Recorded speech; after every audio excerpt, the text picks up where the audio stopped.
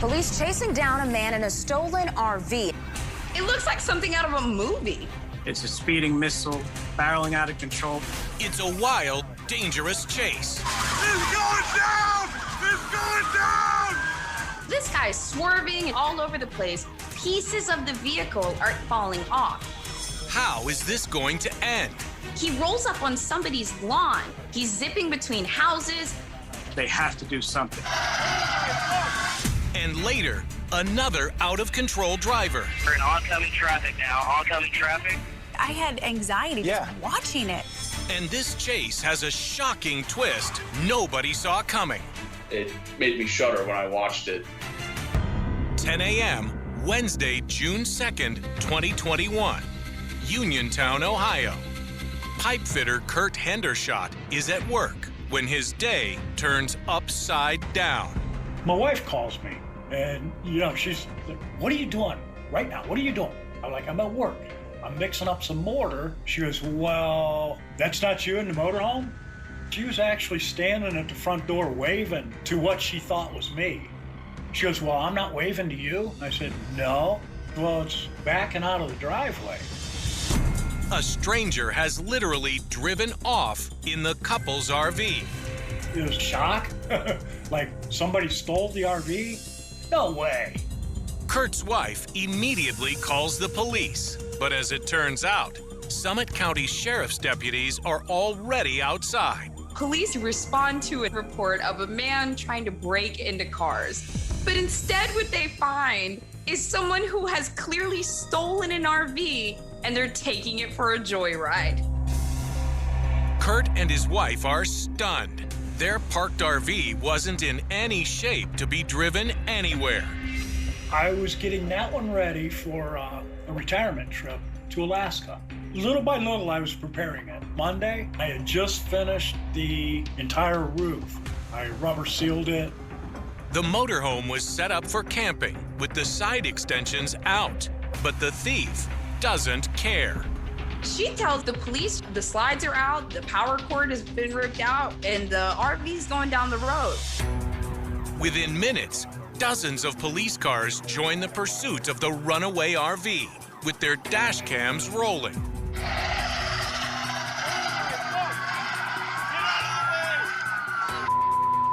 Bystanders are stunned. It's still clearly mid-morning traffic. The last thing a motorist expects is for a house on wheels to come barreling through the highway. Whoever is behind the wheel and wherever they're headed, this is scary. This is a danger to police and other drivers on that road. You see the thief going through red lights. This guy is driving in between lanes. At one point we see a blockade, but the RV driver just goes right around it. Nothing is stopping this driver, and it seems like this chase is heading for disaster. Just when you think it can't get worse, in comes a big white semi-truck. There's a tense moment, the RV approaching the semi, getting ready to make a turn. It's just too wide to make that pass. Oh my God, is he just gonna crash and then keep going? It just barely misses the semi. Car dealer Justin Pulowski is at his auto shop in Akron when he sees the wild chase. Oh! He's got no tire! He was on steel wheels when he passed me. They blew out the tires on the entrance ramp. He was going already a good 3 miles on steel wheels. I don't know how he was still moving. Justin and his co-workers videotaped the unfolding reality show. It's going down! It's going down! Officers chased the battered RV onto another highway ramp, narrowly dodging debris. This guy's swerving all over the place.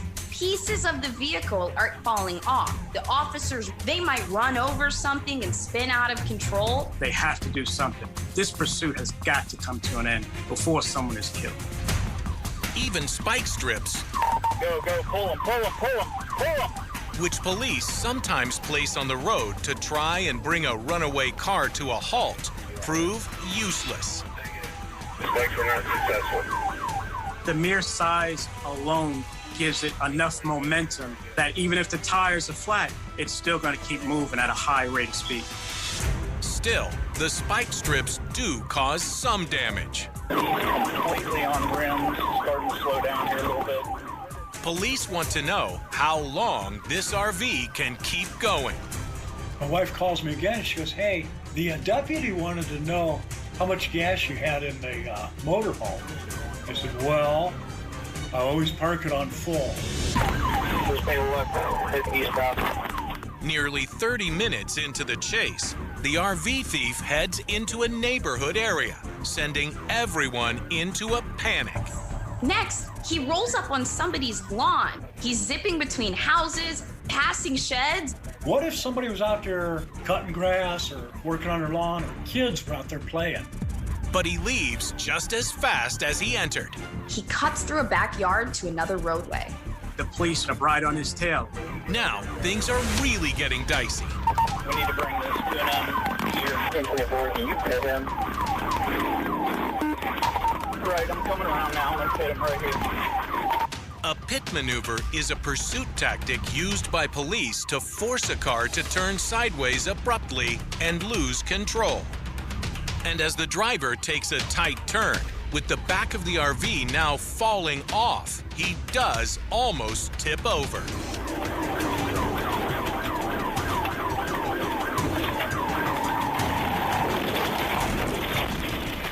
You're wondering, is this thing gonna crash?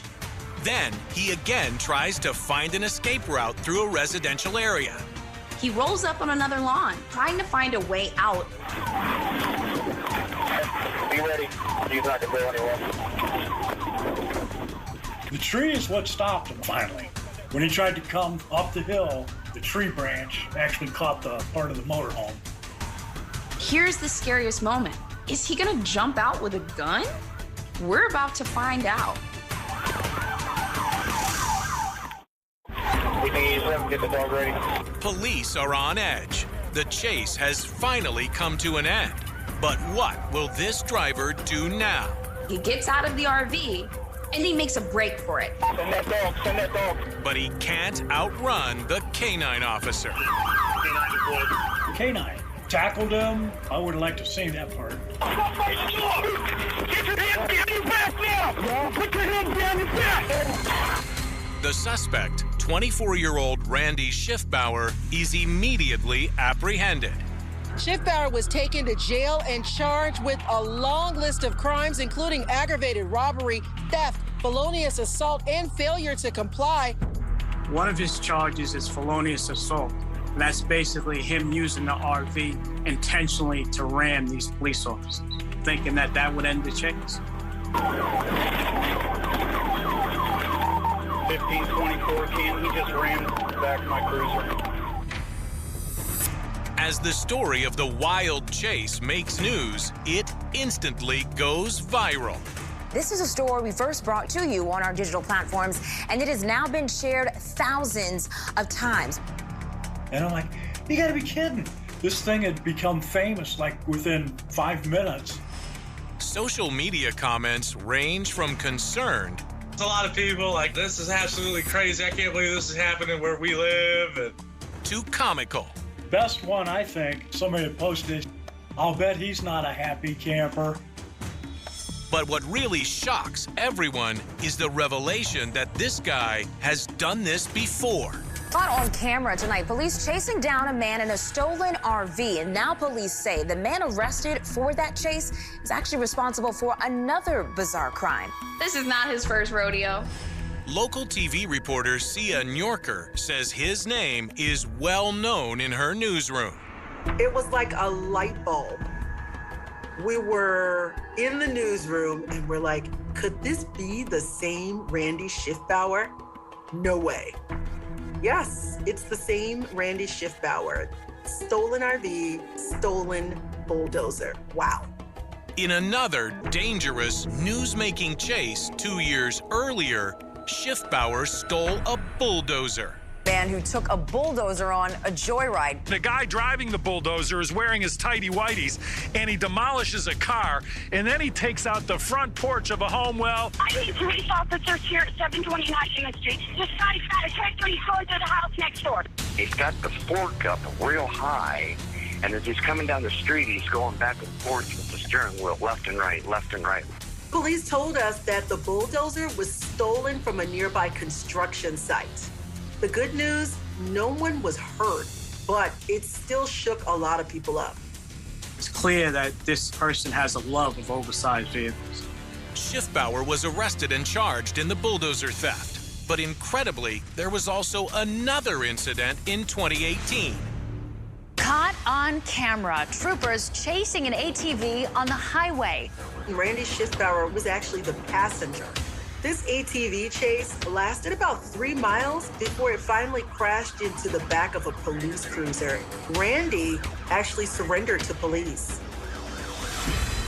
Kurt Hendershot, the man who had his RV stolen, has had to replace it with a new one. But when he went to the junkyard to take a look at his totaled Caravan, he got an earful about Schiffbauer. One of the fellows, he goes, "Oh, that was a Randy Schiffbauer." He goes, "Yeah, we know him pretty good. Let me tell you a story about him." I can't believe it that he's already done this several times. The four-wheeler, the bulldozer. This man is known for stealing vehicles. Everybody knew. Schiffbauer is currently in jail, held on a $1 million bond.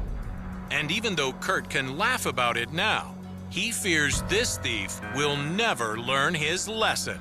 Got a pretty bad track record. I think he'll get out and try and top this one. He'll do something stupid again. Hopefully he doesn't kill anyone along the way. In Texas, another runaway driver also puts innocent people in grave danger. June 15th, 2018, San Antonio, Texas. A dangerous high-speed chase is underway, and it's all caught on camera by a police helicopter. Extremely high rate of speed, I'd say at least 100 miles an hour. Incredible footage of a high-speed chase on Highway 90, one of San Antonio's most congested highways. This was an extremely dangerous situation. High-speed chases, like a lot of things in real life, are not the glamorous, fun, musically scored things that they appear on TV shows as. They are deadly races. It's a heart-pounding, stressful situation to be in. How far are they going to take this? This chase begins when a woman is stopped by cops for a routine traffic violation and then flees. She's number 3 lane now, number 2 lane. Still high rate of speed. A ground chase ensues while a police helicopter directs from above. Her arm is sticking out of the door right now, out of the window. Looks like her front left tire might be low. We're through a red ball intersection. She just blew through that. But the real shock comes when they realize she's not alone. An infant in that vehicle. As a father, it made me shudder when I watched it. This woman had a baby in the back seat of her car the entire time. It's one thing to endanger your own life, but to put the life of your child in this kind of danger is very unmaternal. So this continues to get worse and worse as it progresses. Everybody's in danger. Police, the child, the suspect, other motorists. Police use spike strips in a desperate attempt to slow her down. Highway patrol just got a spike. The spikes pop the tires on the car that's fleeing, theoretically to bring the car to a stop. But it doesn't work. She's now on the access across the median. She veers on to the highway's access road, where people and cars are uncomfortably close. Looks like they're gonna crash almost. Stand by, still going. As she barrels down the highway, police want to know, who is this woman? Who is the baby? Is it her child? What the heck is going on here? Why is she running? Simply wild and unbelievable. Obviously, this lady is in a manic, frantic state of mind. I don't think she was thinking at all. To me, this just looks like pure reaction. All she wanted to do was to get away, to flee, to escape these police, and if she could do that, maybe she could make her troubles go away.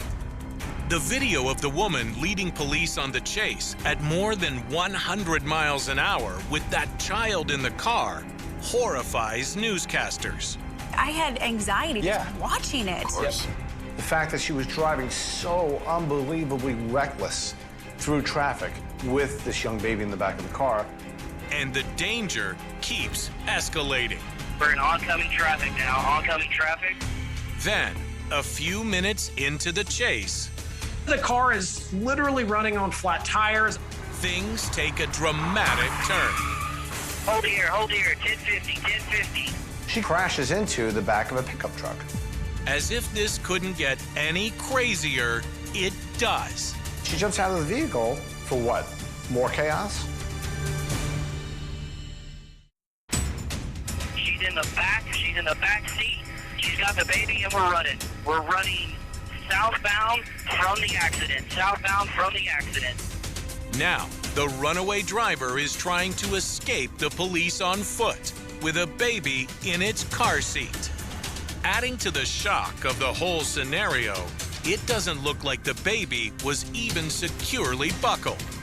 She's able to grab it so fast, it looks as if the seat was just resting in the back and she's able to reach in and grab it without hitting any kind of release on it. She grabs him quickly, like a bag of groceries. What's even more amazing is that this baby didn't shoot out of the front of the car when she smashed into the pickup truck. Then, to make matters worse, she grabs the baby and begins darting in and out of traffic, dragging the baby along with her. Female with a baby is running southbound from the crash. That's when the woman takes this to another level. Okay, we're getting in a white Nissan Xterra, troops in front of it. Hold the air. The woman jumps into the passenger seat of another car with the baby in what appears to be a last-ditch attempt to carjack it. But armed troopers storm the car, directing the terrified driver to open the doors. Doors are open. Troops trying to get her out now. Female driver of this white Nissan Xterra also has a child. This is scary. Now, a second child is involved. As the driver frantically rescues her own child from the back seat, troopers tackle the woman who started the whole mess to the ground. The baby's safe. 107 EMS has been notified. The woman is taken into custody and everyone breathes a sigh of relief. This did not have a terrible ending. But questions still remain. Who is this woman? Why is she running? And is this even her child? An infant in that vehicle. Extremely high rate of speed. They're going to crash almost. Stand by. Still going. Once police arrest the woman, they get their answers. And it doesn't take long to figure out why she was running. She's identified as 29-year-old Caitlin Rodriguez. And it turns out she's wanted on multiple warrants. Her criminal record includes felony theft, forgery, and aggravated assault. The child, who turns out to be her own, is taken into protective custody.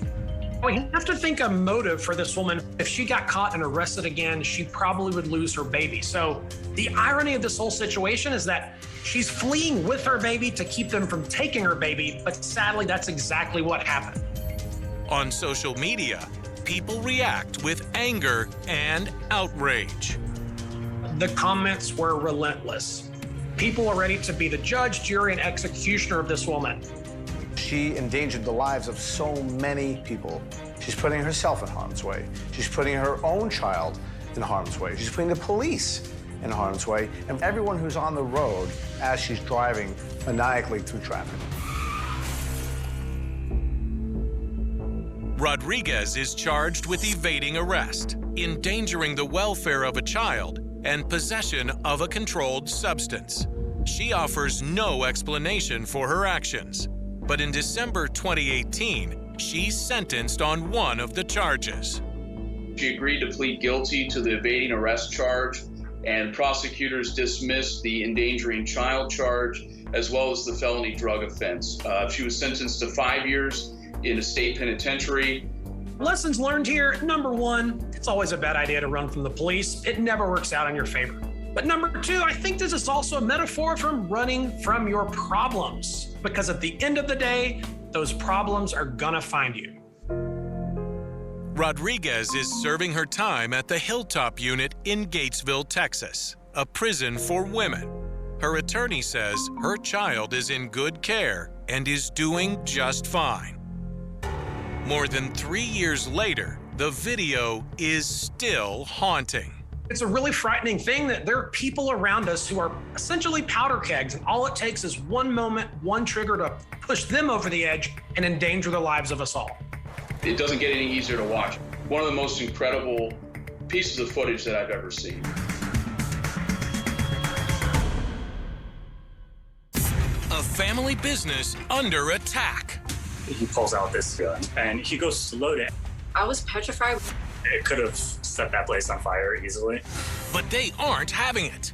I just jumped on him. I threw a flying knee. A family fights to protect their store and each other. And later, a pair of bold thieves. He's trying to steal the cop car. And a shocking attempt to escape. Jumped the curb and ran right into this cemetery. This driver thought he could ram through anything. It's really scary. February 2nd, 2017. Elmwood Park, New Jersey. A clerk at a family-operated smoke shop is taking care of a final customer before closing. We were only open for 3 months. It was February, and I remember it was like really warm for that day. And this guy comes in.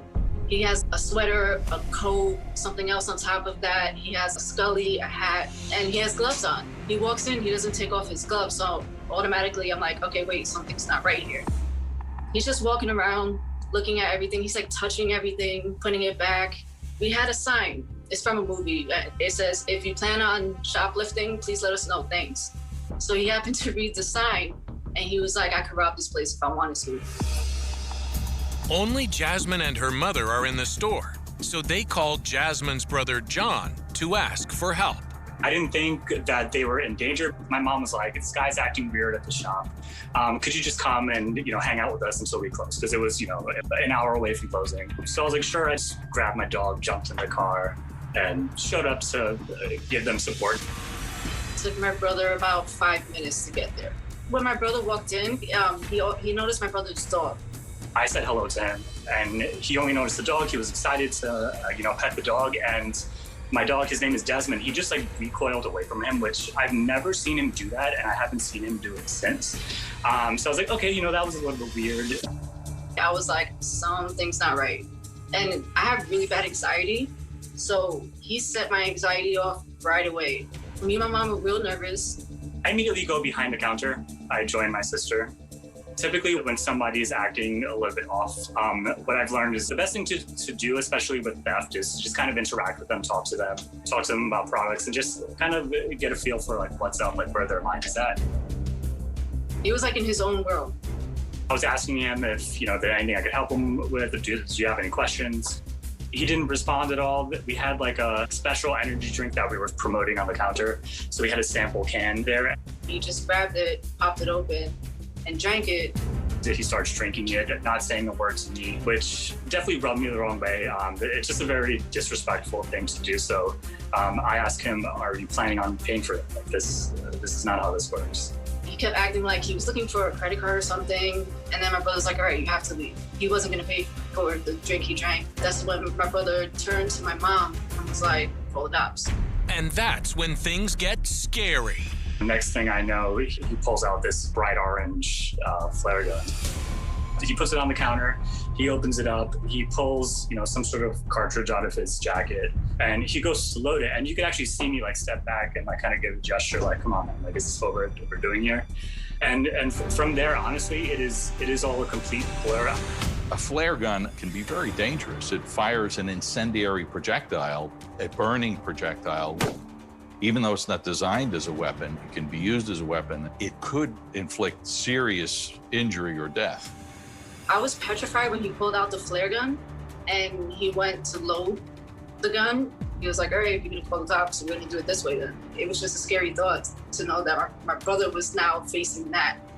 Once he goes to load it, I stop his hand. My hands went directly to the flare gun.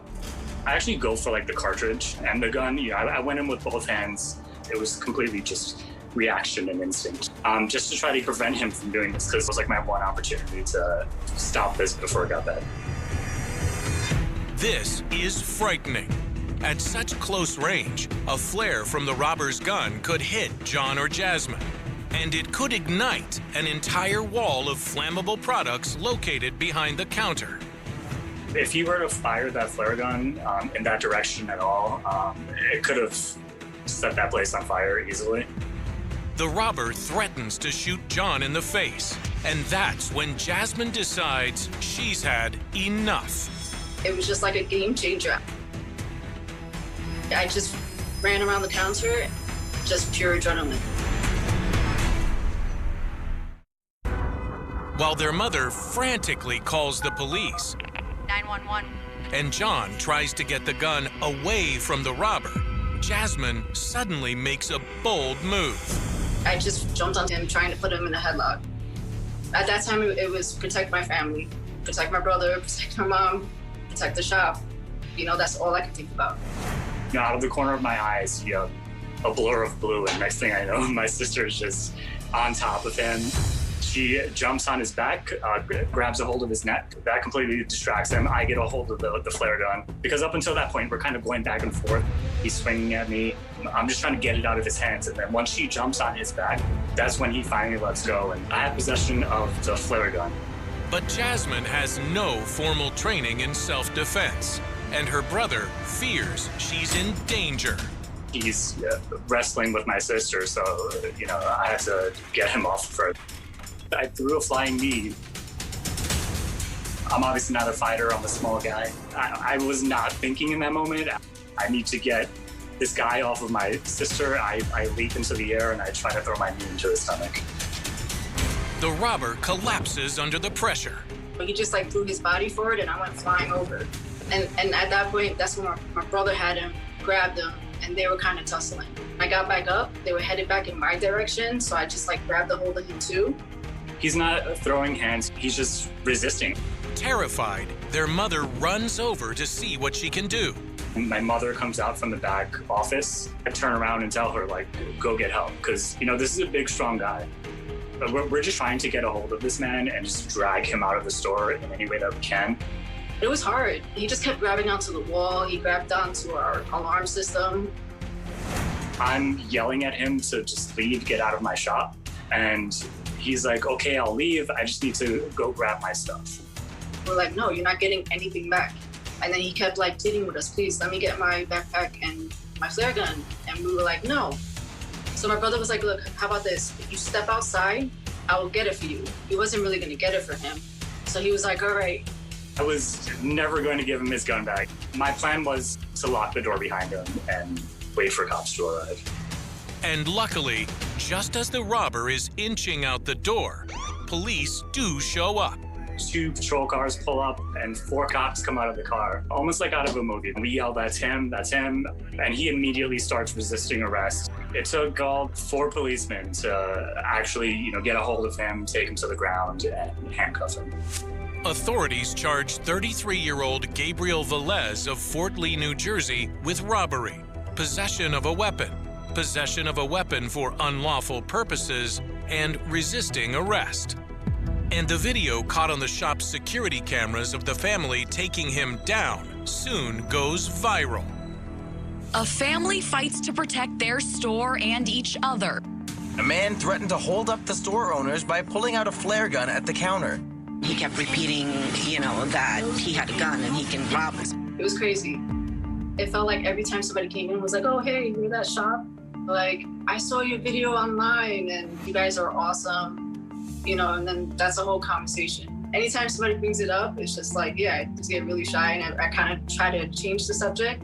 I didn't think it was going to be such a big deal. The reaction is mostly like, wow, you guys handled that great. Your sister is a monster. I would never want to mess with her. But the Vegas are just glad they survived. Could have turned out a lot worse than what it did. I felt relieved.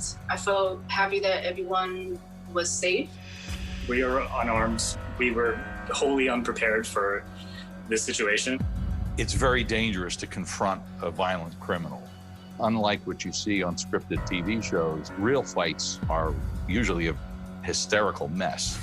In hindsight, the smart thing to do in that situation is to just call the cops immediately and let them handle it. It probably should have never escalated to that point. I'm proud of my family and how we handled it, but I do consider us lucky to have gotten out of that situation the way that we did. I've definitely gotten a few pointers from cousins and uncles who know how to fight a bit. After the robbery, the Vegas add new security measures.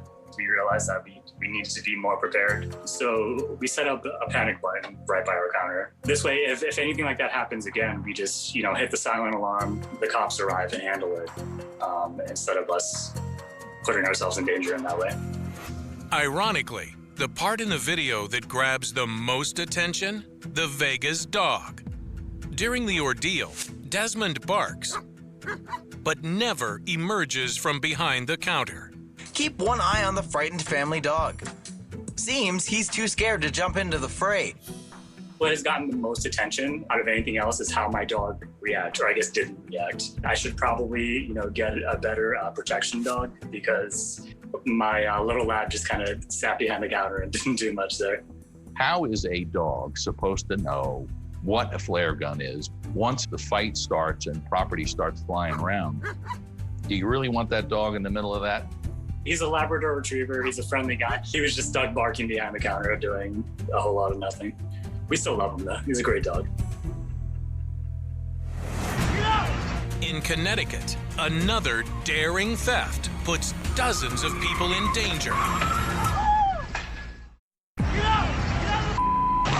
The video is exactly like a movie. It's a wild scene that all begins at 11:15 a.m. on January 6th, 2021 in West Haven, Connecticut. Police get a call of two teenagers that have stolen a car. Around New Haven, the crime has gone up. Right now, stolen cars would be at the top of the list. Two teenagers have stolen a luxury vehicle and decided to go on a mini crime spree, just snatching purses and robbing random places, all while driving around in this fancy car.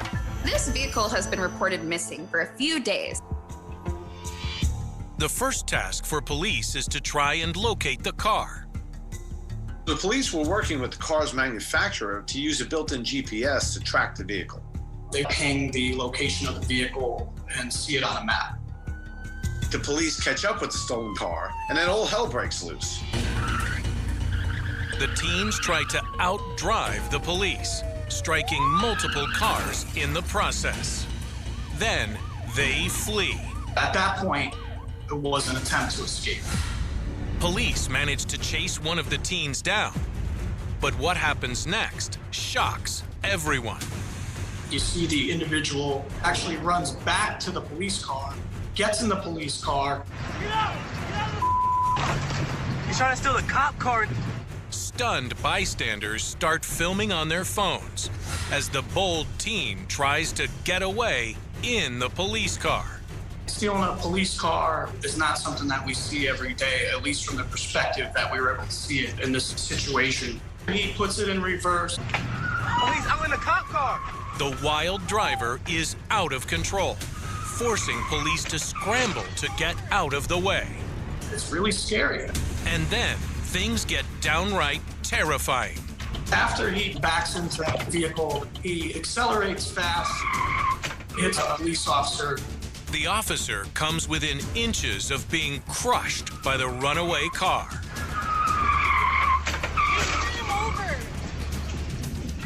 Now the officers have found themselves in a really perilous situation, because now one of their own police cruisers has been stolen, and it's being used as a weapon against them as the teen driver is running over them.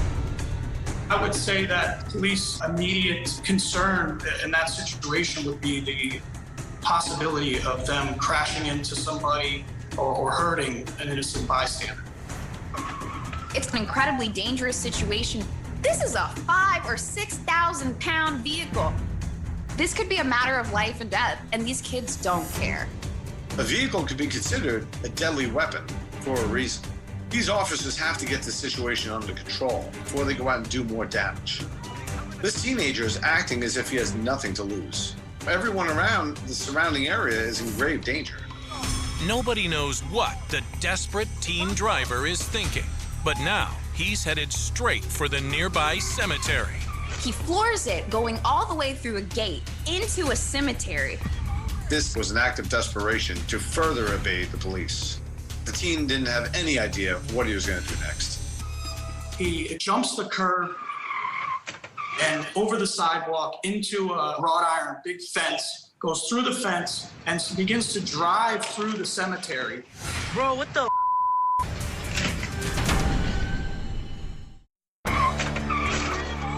As police frantically try to chase after him, the teen tries to make a run for it through the Oak Grove Cemetery. I mean, if you're going to try to evade the police, driving through a cemetery is probably not the best option. There are many obstacles trying to get through a cemetery between headstones and trees and fences. But yet, this teen driver drives through all of them. He kind of stayed parallel to the perimeter of the cemetery, passing people's tombstones.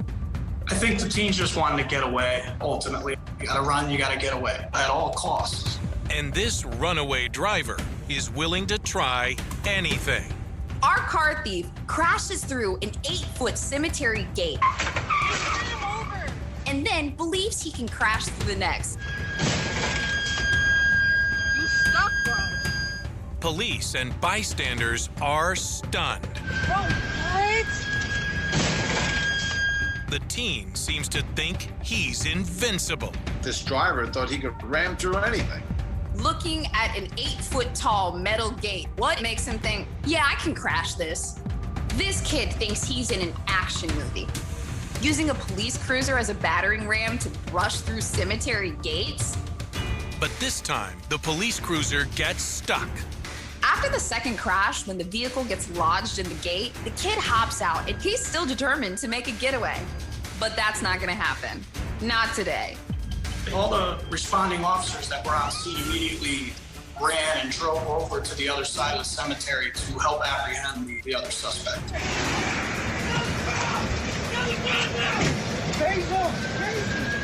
He tries to run. He gets to maybe 15 yards before they deployed a taser and were able to apprehend him. Yo! With both teens now finally in custody, the gravity of the whole situation really sinks in. These teens acted recklessly. They risked the lives of many other people, not to mention law enforcement officers that lives were put in danger. That could have ended in huge tragedy. Oh, that cop ran over. Yeah, he's hurt. And the injured police officers are taken to the hospital and are treated and have non-life-threatening injuries. Luckily, no one else was injured. The story about the wild teens trying to outdrive and outrun the police shocks newscasters.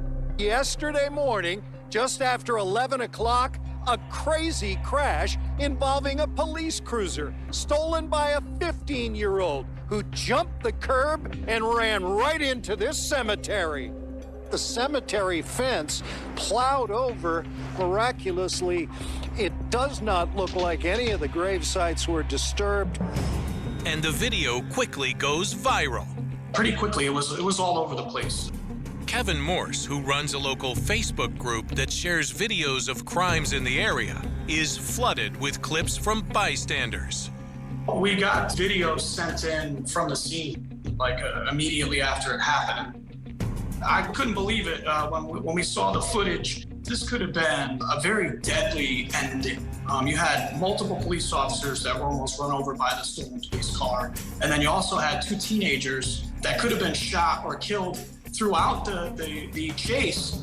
We received probably a dozen messages when this was occurring. It amazes me how people are just so quick to pull out their phones. You know, they'll pull out their phones quicker than they'll worry about their own safety. People can't stop talking about how the wild video seems like it's straight out of an action film. The video is exactly what you could see out of a movie. With people seeing police chases and movies and video games and news reports, you know, people seem to think that these things happen on a pretty regular basis, but they're not as common as one would think. The actions of these teenagers was horrific. They were absolutely insane for driving the way they were. They were not taking into account the safety of other people, especially the police officers. It was completely reckless. Yeah, he's hurt. They have no fear. I think they're used to playing video games and they're able to do these acts without any consequences. And from their friends, they're getting high fives, you know, cheers about their gameplay. I think video game addiction can cause heavy influence on someone's mental state, kids, adults, anyone. But kids more importantly because their brains are still developing. The police are applauded for controlling the situation. Police officers here clearly put themselves in danger, and their actions are heroic. You know, they're trying to stop someone who's driving maniacally through the streets from injuring or killing other people. And everyone hopes the teens realize just how reckless their actions were. I hope that they've learned their lesson and they don't continue to live this way and put other people's lives in danger. I don't think these two ever expected their thrill ride to end in the gate of a cemetery, but that's exactly where it ends. In October 2002, ordinary life across the Washington, D.C. metropolitan area changed in ways few people could have imagined. It was a season that should have been defined by cool mornings, children returning to school, commuters filling highways before sunrise, and families enjoying the first signs of autumn.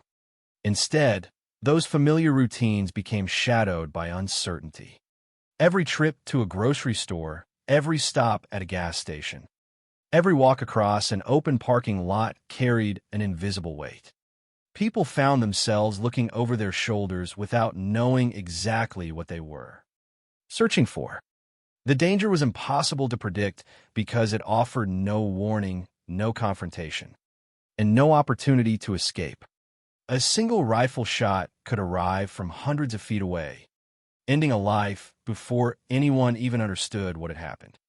For 23 days, millions of people across Washington, D.C., Maryland, and Virginia lived with a question that no one could answer: who would be next? At first, there appeared to be no connection between the victims. They came from different backgrounds, different professions, different neighborhoods, and different walks of life. One man was cutting grass. Another person was pumping gasoline. Someone else was sitting outside a store. Another was walking through a parking lot. There was no robbery, no obvious personal conflict, and no public threat delivered beforehand. The attacks seemed almost random, as though the victims had simply been in the wrong place at the wrong time. Yet behind every shooting was the same terrifying pattern. One carefully aimed bullet. One victim collapsing without warning. No visible shooter.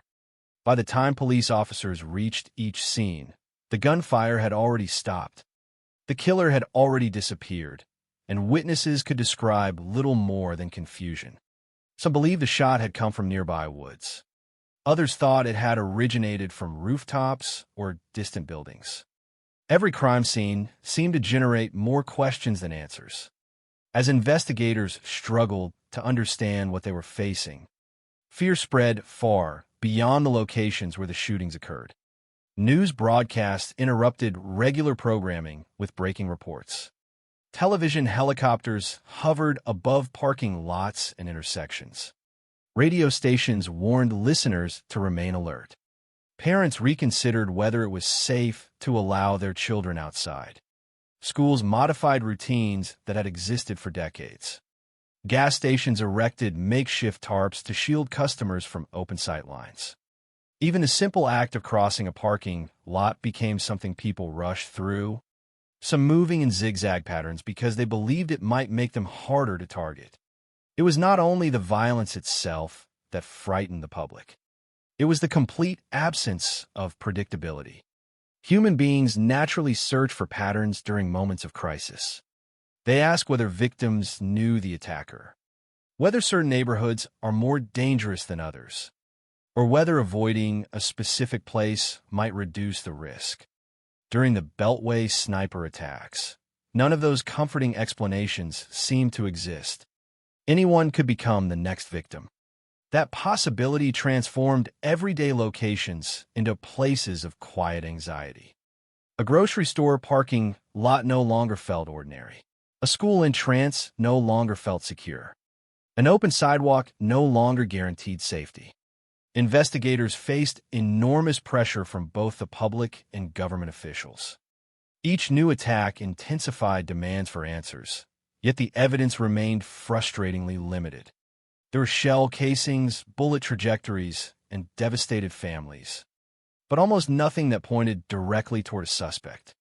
Witnesses rarely saw anyone fleeing the scene. No dramatic getaway occurred. No surveillance footage captured an obvious gunman. Initial reports mentioning white vans and white trucks triggered widespread searches, sending officers across multiple jurisdictions to inspect thousands of vehicles that ultimately had no connection to the crimes. Meanwhile, the real perpetrators continued moving quietly through the region without drawing significant attention. As days passed, the attacks expanded beyond isolated tragedies and became a psychological crisis affecting millions of residents. Every headline reinforced the same unsettling reality: another shooting, another victim, another investigation with no immediate answers. The fear was no longer confined to crime scenes. It entered homes through television screens, workplaces through conversations among colleagues, and classrooms where children practiced emergency procedures that had once seemed unimaginable. People who had never met any of the victims nevertheless felt personally vulnerable because the attacks appeared to ignore every conventional rule governing violent crime. Yet, while the public searched desperately for explanations, the story had begun long before the first fatal shot was fired in October 2002. It began with two individuals whose lives had taken dramatically different paths before eventually intersecting. One was a former soldier with military training, experience as a marksman, and a life increasingly shaped by personal turmoil. The other was a teenager from Jamaica whose unstable childhood left him searching for guidance and belonging. Together, their relationship would become one of the most disturbing aspects of the entire investigation. The older man was John Allen Muhammad, born John Allen Williams on December 31, 1960, in Baton Rouge, Louisiana. His early years were marked by instability. After losing his mother when he was only about 4 years old, he was raised by relatives because his father was unable to care for him. Those difficult beginnings formed the backdrop of a life that would later include military service, family responsibilities, religious conversion, and ultimately one of the most infamous criminal cases in modern American history. In 1985, Muhammad joined the United States Army. During his military service, he received structured training in long-range rifle marksmanship, camouflage, navigation, survival skills, and precision shooting. These were highly disciplined abilities developed for military purposes demanding patience, concentration, and careful planning. Muhammad also served during the Gulf War and earned a reputation as a capable marksman. At that stage of his life, there was little indication that those professional skills would one day become central to a nationwide criminal investigation. Following his military career, however, his personal life became increasingly unstable. He converted to Islam and adopted the name John Allen Muhammad. His marriages ended in divorce, and a bitter custody dispute involving his children became one of the defining conflicts of his later years. Financial hardship and personal frustration compounded those difficulties. According to prosecutors, Mohammed eventually developed a far more complex criminal objective than investigators initially understood. But during the opening days of the shootings, neither police nor the public knew anything about those deeper motives. They saw only the devastating consequences appearing one crime scene after another. The second figure in this story was Lee Boyd Malvo. Born on February 18, 1985, in Kingston, Jamaica, Malvo experienced a childhood shaped by instability rather than permanence. His parents separated while he was still young, and his mother frequently moved in search of work, leaving him without a consistent home environment. Constant relocation disrupted the ordinary rhythms of childhood and contributed to a sense of uncertainty that followed him into adolescence. In 2001, Malvo and his mother traveled to Antigua. There, his life changed dramatically after meeting John Allen Muhammad. At first, Muhammad appeared to provide exactly what the teenager lacked: attention, guidance, and stability. He offered food, shelter, education at home, and companionship. Gradually, the relationship evolved into something much deeper. Malvo began viewing Muhammad not simply as a mentor, but as a father figure. According to later testimony and psychological evaluations referenced during the investigation, Muhammad exercised overwhelming influence over the teenager's thinking. He taught Malvo survival skills and firearms training while steadily strengthening the emotional bond between them. Malvo would later explain that he wanted to please Muhammad and regarded him as the only true father he had ever known. That dynamic would become a critical element in understanding the partnership that followed. Investigators and prosecutors would later argue that Muhammad's influence extended far beyond ordinary mentorship, shaping not only Malvo's actions, but also his perception of loyalty, purpose, and identity. As October 2002 unfolded, however, those facts remained hidden from the public.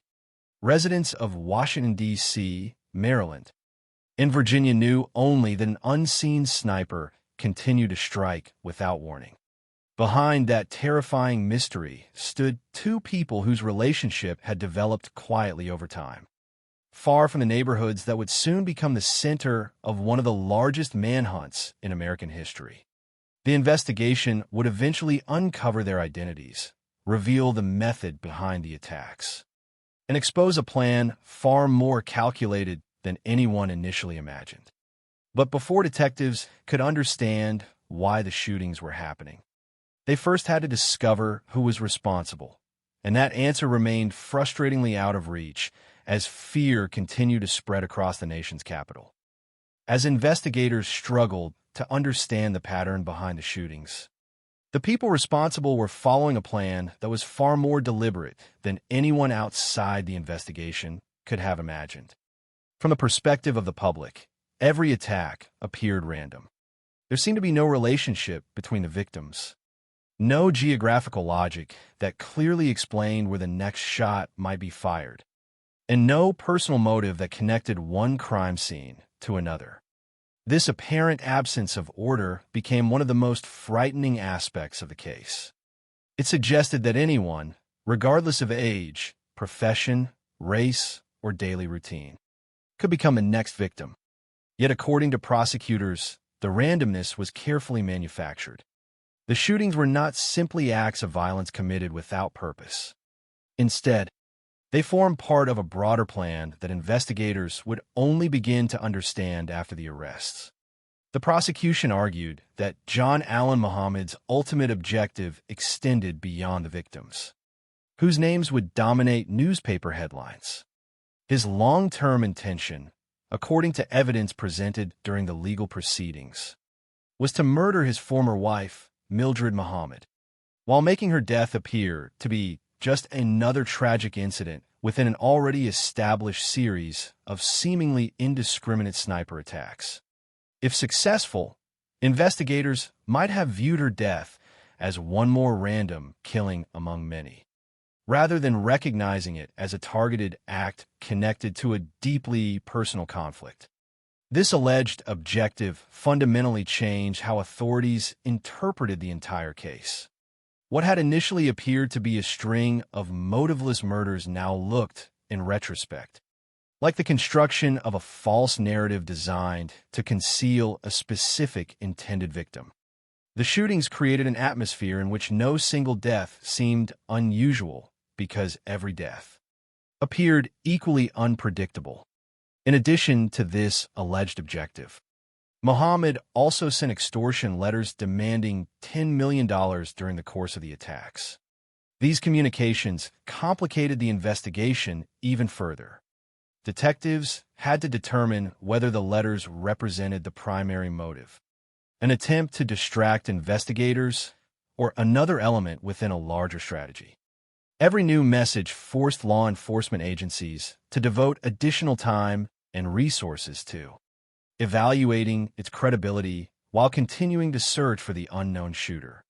The combination of random violence and extortion demands made the case extraordinarily difficult to interpret during its early stages. While investigators worked to identify motives, the practical execution of the attacks revealed remarkable preparation. The weapon itself was a Bushmaster XM-15 rifle chambered in .223 caliber and equipped with an optical scope. Although the rifle would later become one of the most significant pieces of physical evidence in the case, it was not the only factor that made the attacks so difficult to solve. Equally important was the method by which the shooters concealed themselves. Rather than firing from rooftops, wooded hillsides, or abandoned buildings, they transformed an ordinary vehicle into a mobile sniper platform. The vehicle was a dark blue 1990 Chevrolet Caprice. To casual observers, it looked unremarkable. It blended easily into everyday traffic and attracted little attention as it traveled through neighborhoods, commercial districts, and highways. Investigators would later discover, however, that Mohammed had extensively modified the interior. The rear seat had been altered to create access into the trunk compartment. Near the rear license plate, a small opening had been cut just large enough to allow the rifle barrel to extend outward while remaining almost invisible from outside the vehicle. This modification fundamentally changed the dynamics of every attack. Instead of exiting the vehicle and exposing themselves to witnesses, the shooter could remain completely concealed inside the trunk. According to the investigative reconstruction, Mohammed typically drove the Chevrolet Caprice toward an area offering a clear line of sight to potential victims. Once the vehicle was positioned, either Mohammed or Lee Boyd Malvo crawled from the passenger compartment into the modified trunk space. Lying prone inside the confined area, the shooter carefully aimed through the small opening using the rifle's optical sight. After identifying a target, only a single shot was fired. Immediately afterward, the vehicle simply drove away. There were no footsteps echoing across a parking lot, no fleeing suspect disappearing between buildings, and no dramatic escape that witnesses could describe. From the perspective of bystanders, the attack seemed to originate from nowhere. This method explains why so many early witness statements appeared contradictory. Some individuals believed the shots had come from nearby woods. Others pointed toward rooftops or distant buildings. Still others could not identify any direction at all. Because no one saw a person standing with a rifle, investigators naturally searched for elevated firing positions or hidden locations overlooking the crime scenes. The possibility that the shots were being fired from inside a moving passenger car did not initially emerge as the leading theory. This confusion contributed directly to one of the investigation's most significant early difficulties. Numerous witness reports mentioned seeing white vans or white trucks near various crime scenes. Whether those vehicles were genuinely present or simply became memorable because of the chaos surrounding each shooting remained uncertain. Nevertheless, These reports prompted law enforcement agencies to focus enormous attention on white commercial vehicles. Thousands were stopped, searched, or examined throughout the Washington metropolitan region. Officers questioned drivers, compared vehicle descriptions, and followed countless leads that ultimately proved unrelated to the crimes. While those searches continued, Muhammad and Malvo traveled in their dark blue Chevrolet Caprice, avoiding the growing focus on white vehicles. The ordinary appearance of the Caprice allowed it to move through traffic without attracting significant suspicion. Looking back, investigators would later recognize how effectively the modified vehicle exploited assumptions about what a sniper attack should look like. Most people expected a shooter positioned in a building, on a hillside, or inside a conspicuous surveillance vehicle. Few imagined that the rifle could be fired through a nearly invisible opening in the trunk of a common sedan driving along the same roads as thousands of other commuters. Another factor that amplified public fear was the apparent randomness in victim selection.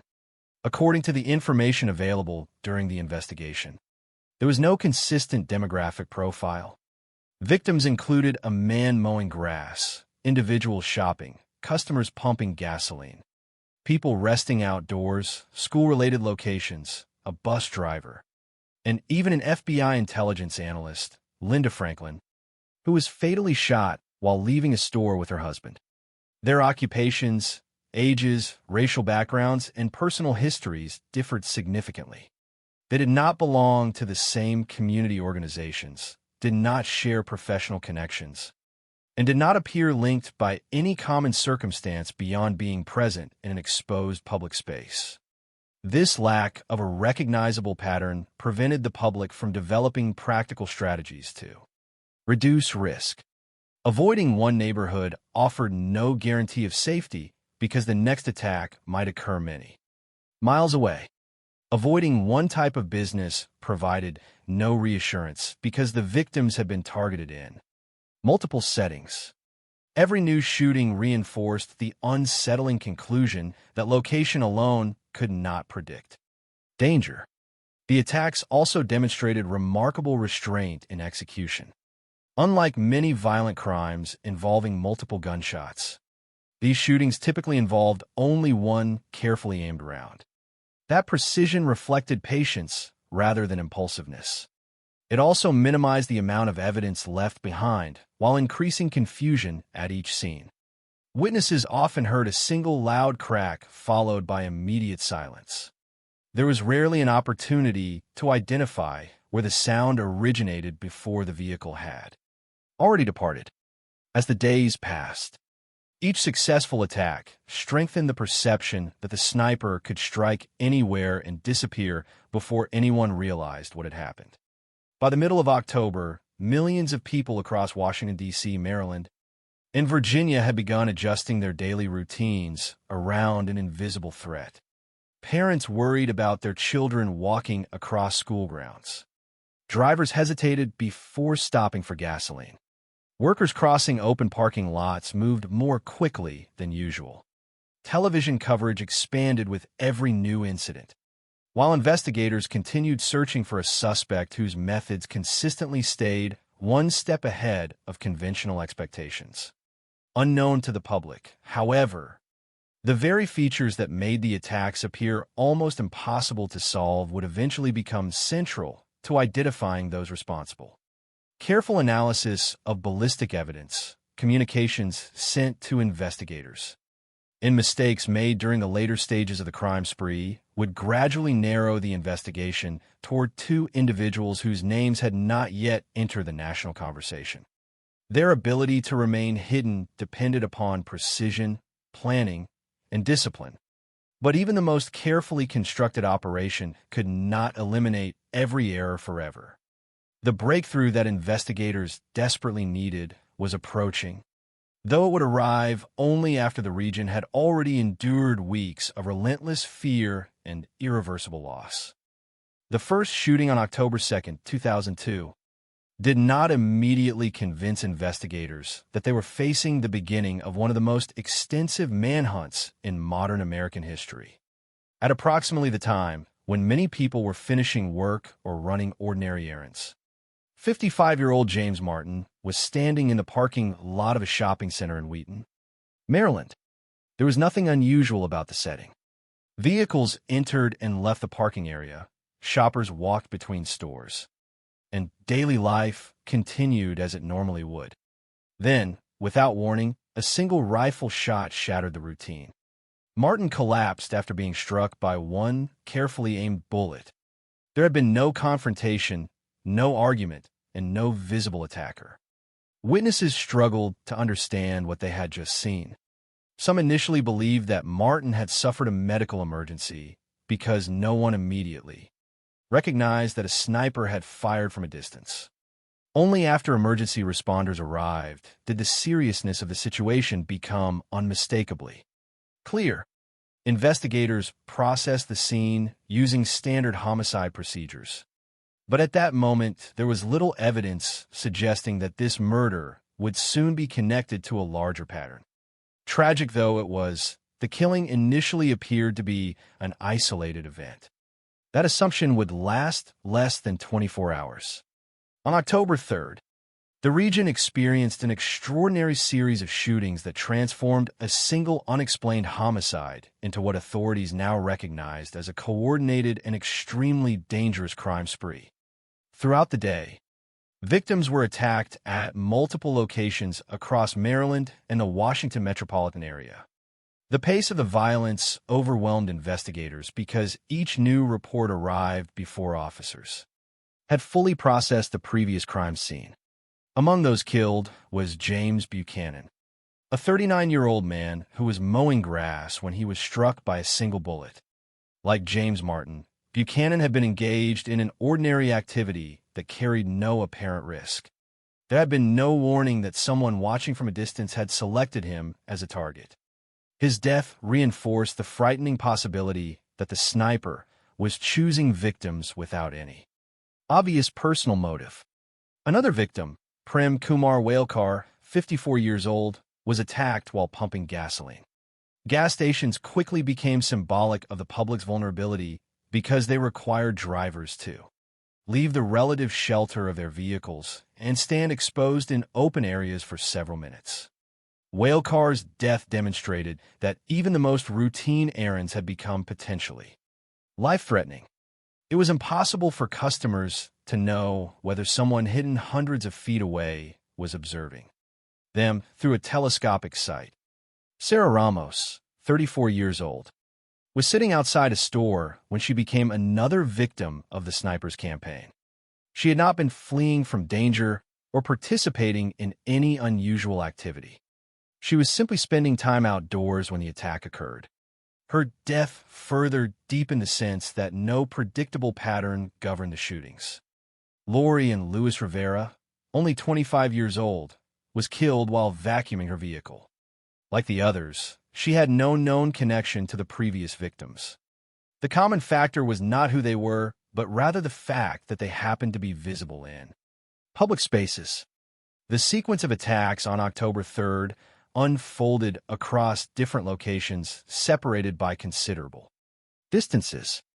For investigators, this geographical spread created enormous challenges. Detectives had to determine whether they were confronting one highly mobile shooter or multiple offenders acting independently.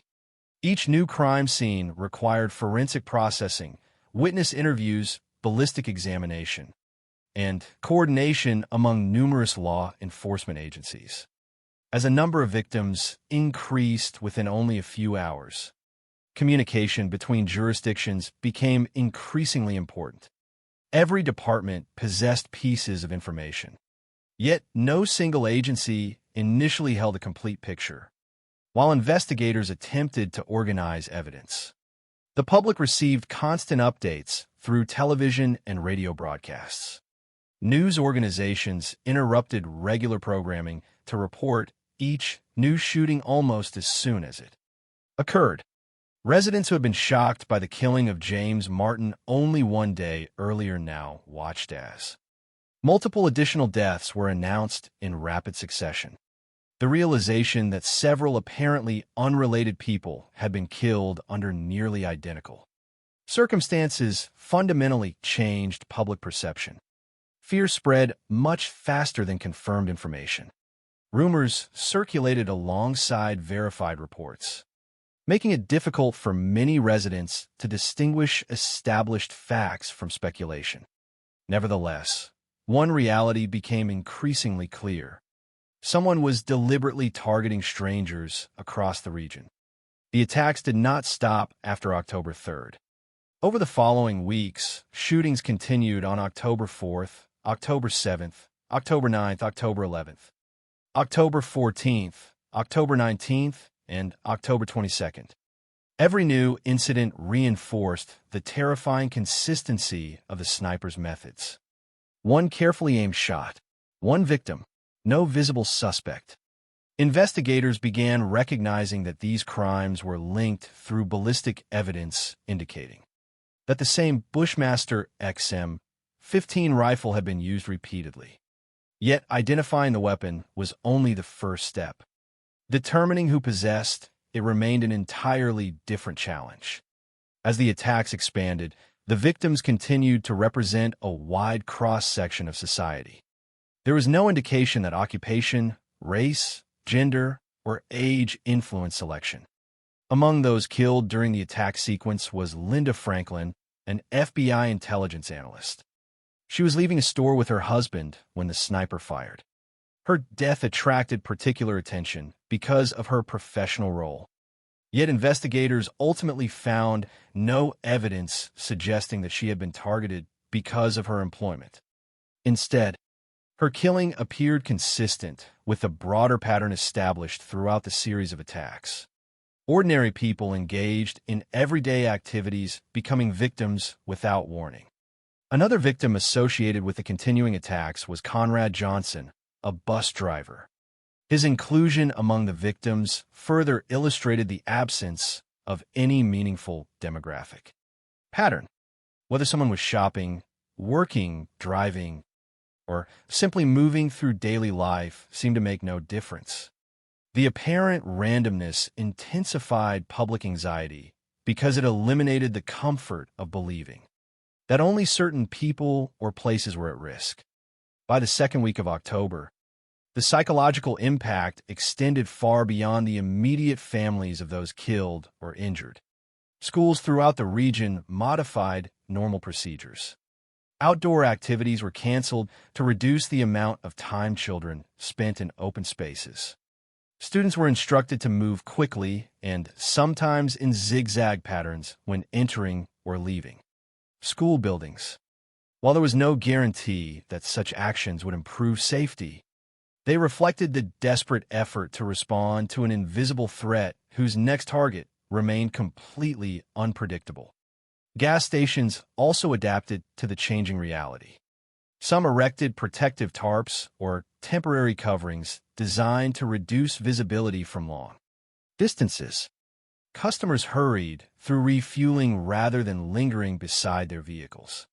Parking lots, once regarded as ordinary public spaces, became locations that many people crossed as quickly as possible. Parks, which would normally have welcomed families enjoying autumn weather, became noticeably quieter. The attacks altered behavior not because every location had been directly affected, but because every open space now seemed capable of becoming the next crime scene. Law enforcement agencies simultaneously confronted an overwhelming volume of information from the public. Thousands of tips poured into police departments as frightened citizens reported suspicious individuals, unfamiliar vehicles, or unusual sounds. Every lead required evaluation because investigators could not afford to ignore information that might identify the sniper. Yet the enormous quantity of reports also complicated the investigation, consuming valuable resources and forcing detectives to distinguish meaningful evidence from understandable but inaccurate observations. Witness descriptions frequently mentioned white vans or white trucks seen near various locations. These reports led officers to inspect thousands of white vehicles across the region. While investigators devoted significant effort to following these leads, Mohammed and Malvo continued traveling in their dark blue 1990 Chevrolet Caprice, a vehicle that attracted relatively little attention precisely because it did not match the descriptions dominating the investigation. Looking back, this misdirection became one of the defining challenges of the case. The actual vehicle blended naturally into ordinary traffic while investigative resources focused elsewhere. As October progressed, every additional attack increased pressure on investigators to produce results. Political leaders demanded answers. Communities demanded protection. Families of victims sought explanations that detectives still could not provide. Despite intensive forensic work and unprecedented cooperation among multiple law enforcement agencies, the identity of the sniper remained unknown. Nevertheless, subtle developments were beginning to move the investigation in a new direction. The consistent ballistic evidence linking the shootings, combined with communications that would later emerge from the perpetrators themselves, gradually narrowed the field of possibilities. Unknown to the public, the carefully constructed illusion of a completely invisible killer was beginning to crack. Small mistakes made during the later stages of the attacks would eventually provide investigators with the breakthrough they had been desperately seeking. After weeks of fear, uncertainty, and seemingly random violence, the investigation was approaching a turning point that would fundamentally change the course of the case and bring detectives closer than ever to identifying the two men responsible for terrorizing an entire region. By the middle of October 2002, the Beltway sniper attacks had evolved from a series of unexplained shootings into one of the largest and most complex criminal investigations in the United States. What had begun with confusion after the death of James Martin had now become a crisis affecting millions of people throughout Washington, D.C., Maryland, and Virginia. Every passing day, without an arrest, deepened public anxiety. The victims were no longer viewed as isolated tragedies. Together, they represented a pattern of violence that seemed almost impossible to predict or prevent. The attacks continued on October 4th, October 7th, October 9th, October 11th, October 14th, October 19th, and October 22nd, each reinforcing the terrifying consistency that had already emerged. One carefully aimed shot, one unsuspecting victim, a shooter who remained invisible, a vehicle that disappeared into ordinary traffic before anyone realized a crime had occurred. Although the locations changed from one attack to another, the method remained remarkably disciplined. There were no lengthy exchanges of gunfire, no confrontations between victims and offenders, and no dramatic escapes witnessed by crowds. Everything happened within seconds. For the families left behind, there was little opportunity to understand what had occurred before their lives changed forever. For investigators, each new scene represented another opportunity to gather forensic evidence, but also another reminder that the offender continued operating freely despite an unprecedented law enforcement response. One of the victims whose death received significant national attention was Linda Franklin, an FBI intelligence analyst. She was leaving a store with her husband when she was struck by a single rifle round. Her profession immediately attracted media interest because many wondered whether her employment with the Federal Bureau of Investigation had made her a specific target. As investigators examined the available evidence, however, the broader pattern remained unchanged. The shootings continued to appear indiscriminate. Linda Franklin's death fit the same disturbing characteristics as the earlier attacks. She had been engaged in an ordinary activity in a public place, with no confirmed indication that she had been selected because of her professional responsibilities.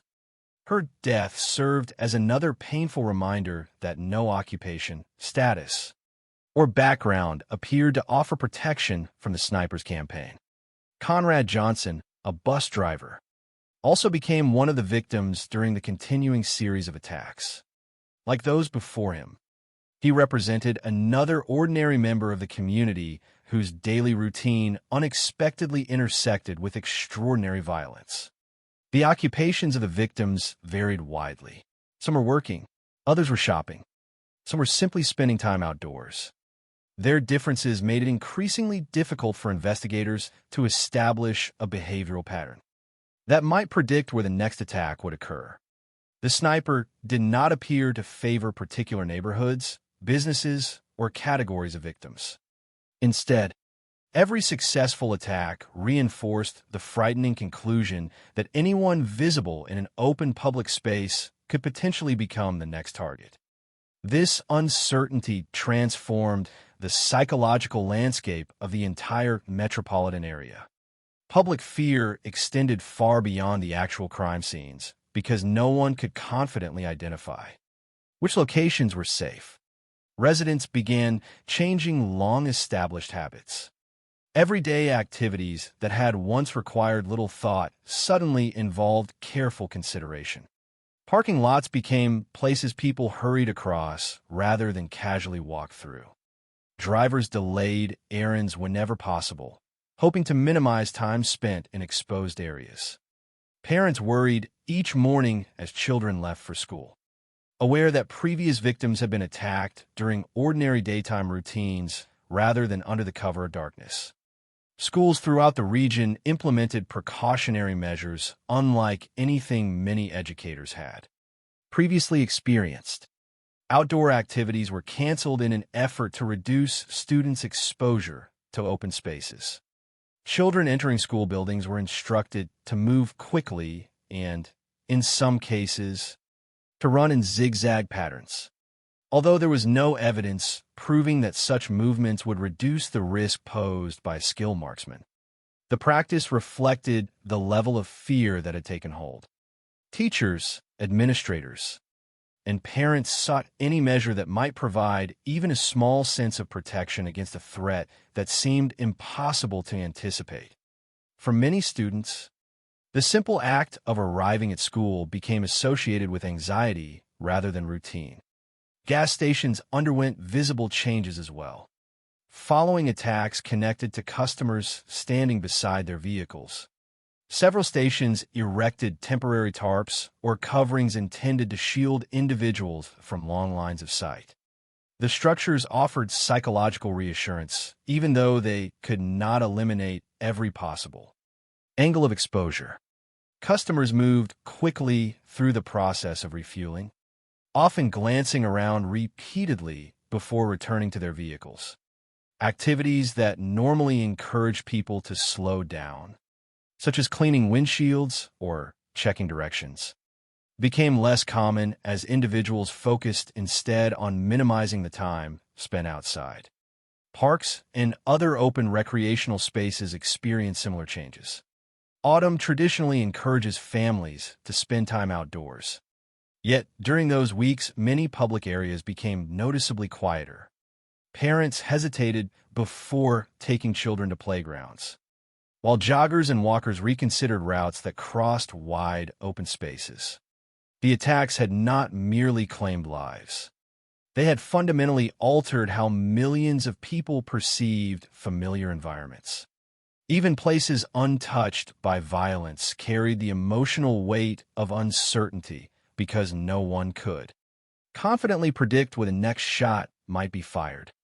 Throughout this period, news organizations maintained nearly constant coverage of the investigation.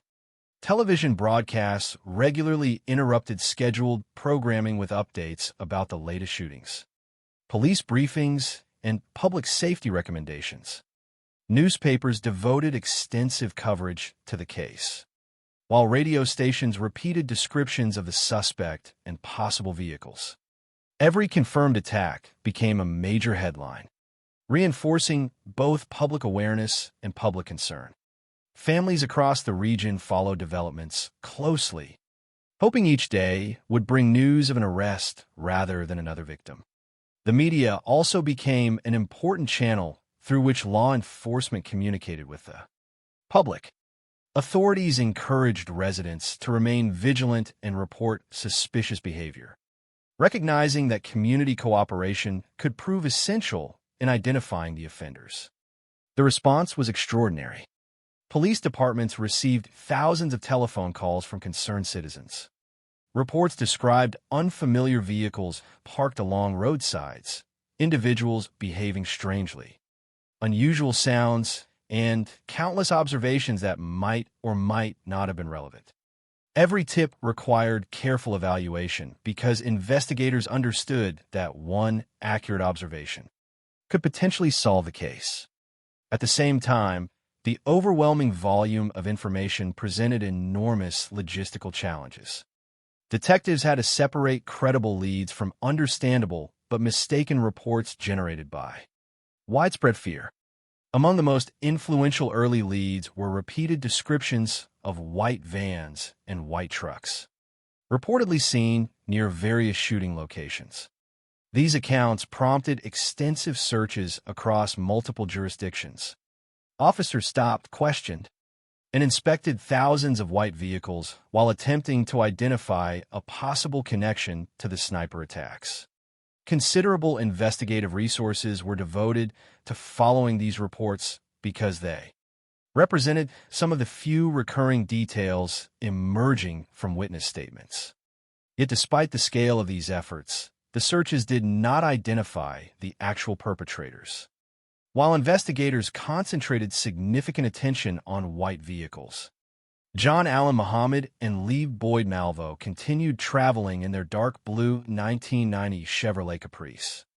The sedan's ordinary appearance allowed it to blend into surrounding traffic, avoiding the level of scrutiny directed toward the vehicles described by witnesses.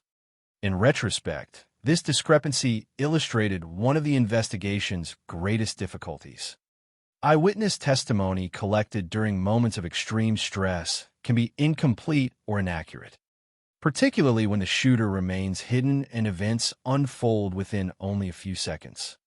The mismatch between witness descriptions and the offender's actual vehicle prolonged the search, allowing the attacks to continue even as thousands of law enforcement officers worked tirelessly across the region. Despite these challenges, investigators gradually accumulated important pieces of evidence. Ballistic examinations consistently indicated that the same Bushmaster XM-15 rifle had been used throughout the series of shootings, confirming that the crimes were connected. This finding strengthened coordination between agencies and reinforced the conclusion that authorities were pursuing a single investigation rather than multiple unrelated homicides.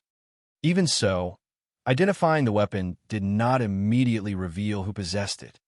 Detectives still lacked the breakthrough necessary to move from forensic evidence to specific suspects. As October progressed, pressure intensified from every direction. Community leaders demanded increased protection. Families sought reassurance that the violence would soon end. Law enforcement personnel worked long hours processing evidence, reviewing witness statements, and coordinating information across state lines. Yet the sniper remained unidentified, unknown to the public. However, the carefully maintained secrecy surrounding the attacks was beginning to weaken. During the later stages of the crime spree, communications from the perpetrators themselves and critical physical evidence would provide investigators with the first direct path toward the individuals responsible. After weeks of fear, relentless investigation, and mounting frustration, the case was approaching its decisive turning point. The breakthrough would not come through dramatic confrontation or chance alone, but through the careful examination of evidence that finally began to expose the identities hidden behind 23 days of calculated violence. After nearly 3 weeks of relentless fear, investigators understood that solving the Beltway sniper case would require more than responding to each new shooting. Every crime scene had produced valuable forensic evidence, yet none had immediately revealed the identities of the offenders. Ballistic analysis confirmed that the same Bushmaster XM-15 rifle had been used repeatedly, linking the attacks into a single investigation. Detectives had established that they were searching for one coordinated operation rather than multiple unrelated killers. But that conclusion alone was not enough to stop the violence. The central question remained unanswered. Who was firing the shots? And how were they continuing to disappear without leaving behind witnesses capable of identifying them? The investigation had grown into one of the largest cooperative law enforcement efforts in the country. Agencies from Washington, D.C., Maryland, Virginia, and federal authorities shared information continuously, comparing forensic reports, witness interviews, vehicle descriptions, and crime scene evidence. Each shooting generated another collection of details that had to be examined alongside everything already known. Detectives searched for patterns in geography, timing, victim selection, and ballistic evidence, hoping that even the smallest inconsistency might expose a mistake made by the offenders. Yet despite the enormous amount of work being performed behind the scenes, the attacks continued to appear frighteningly efficient. Every successful shooting reminded investigators that the people responsible remained several steps ahead. One of the greatest obstacles confronting the investigation was the sheer volume of information flowing into police departments every day. News coverage had encouraged members of the public to report anything they believed might be connected to the case.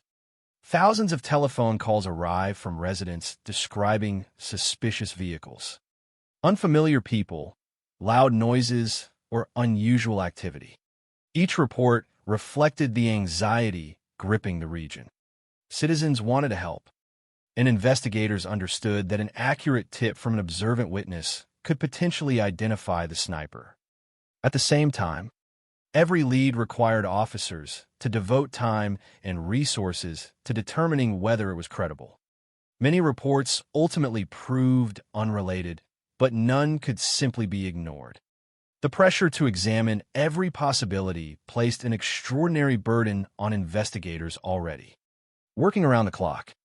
Early witness statements continued to influence the direction of the investigation. At several locations, individuals reported seeing white vans or white trucks near the scenes of the shootings. These descriptions became some of the most widely publicized details in the case. Law enforcement agencies responded by stopping, questioning, and searching thousands of white commercial vehicles throughout the region. Officers established checkpoints, compared license plates, interviewed drivers, and attempted to determine whether any of the reported vehicles could be connected to the attacks.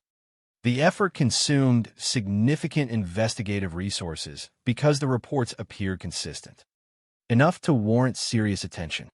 Looking back, however, investigators would later recognize that these descriptions did not identify the actual offenders. While attention remained focused on white vehicles, John Allen Muhammad and Lee Boyd Malvo continued moving through the metropolitan area in their dark blue 1990 Chevrolet Caprice. Because the sedan looked like an ordinary passenger vehicle, it attracted far less scrutiny than the van's dominating public discussion. This contrast illustrated one of the defining lessons of the investigation. During moments of extreme stress and confusion, eyewitness observations may capture certain details accurately while overlooking others. In a Beltway sniper case, the hidden firing position inside the modified Chevrolet Caprice meant that witnesses rarely observed the actual shooter, making it even more difficult to identify the correct vehicle. Nevertheless, investigators continued building the case piece by piece. Every recovered bullet underwent careful examination. Ballistic specialists compared markings left on projectiles recovered from different crime scenes, confirming that the same Bushmaster XM-15 rifle had fired them. This scientific consistency strengthened investigators' confidence that they were dealing with the same offenders throughout the attack sequence. Although the rifle itself remained missing, the ballistic evidence established an unbroken forensic connection between multiple shootings across different jurisdictions. This allowed detectives who might otherwise have worked independently to combine evidence into a single coordinated investigation. Another significant development emerged from communications sent by the offenders during the crime spree. According to the investigation, John Allen Muhammad repeatedly sent letters containing demands for $10 million. These communications complicated the case because investigators had to determine how seriously to interpret the extortion demand and whether it represented the primary motive or another element of a larger plan. Every message required careful analysis. Detectives examined not only the written demands themselves, but also the circumstances under which they were delivered, hoping they might reveal clues about the sender's identity or location. While these communications did not immediately expose the offenders, they became increasingly important as the investigation progressed.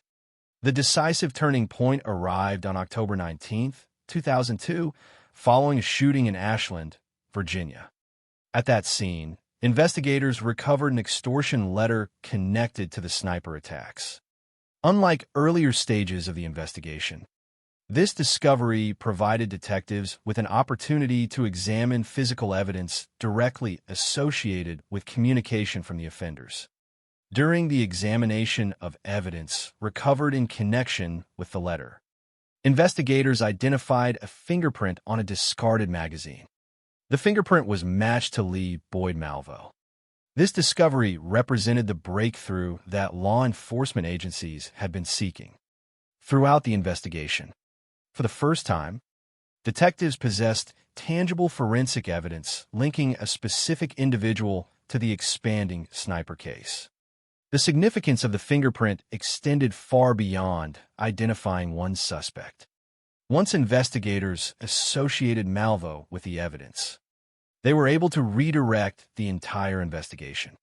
Resources previously devoted to broad vehicle searches and uncertain witness descriptions could now focus on understanding Malvo's movements, relationships, and possible associates.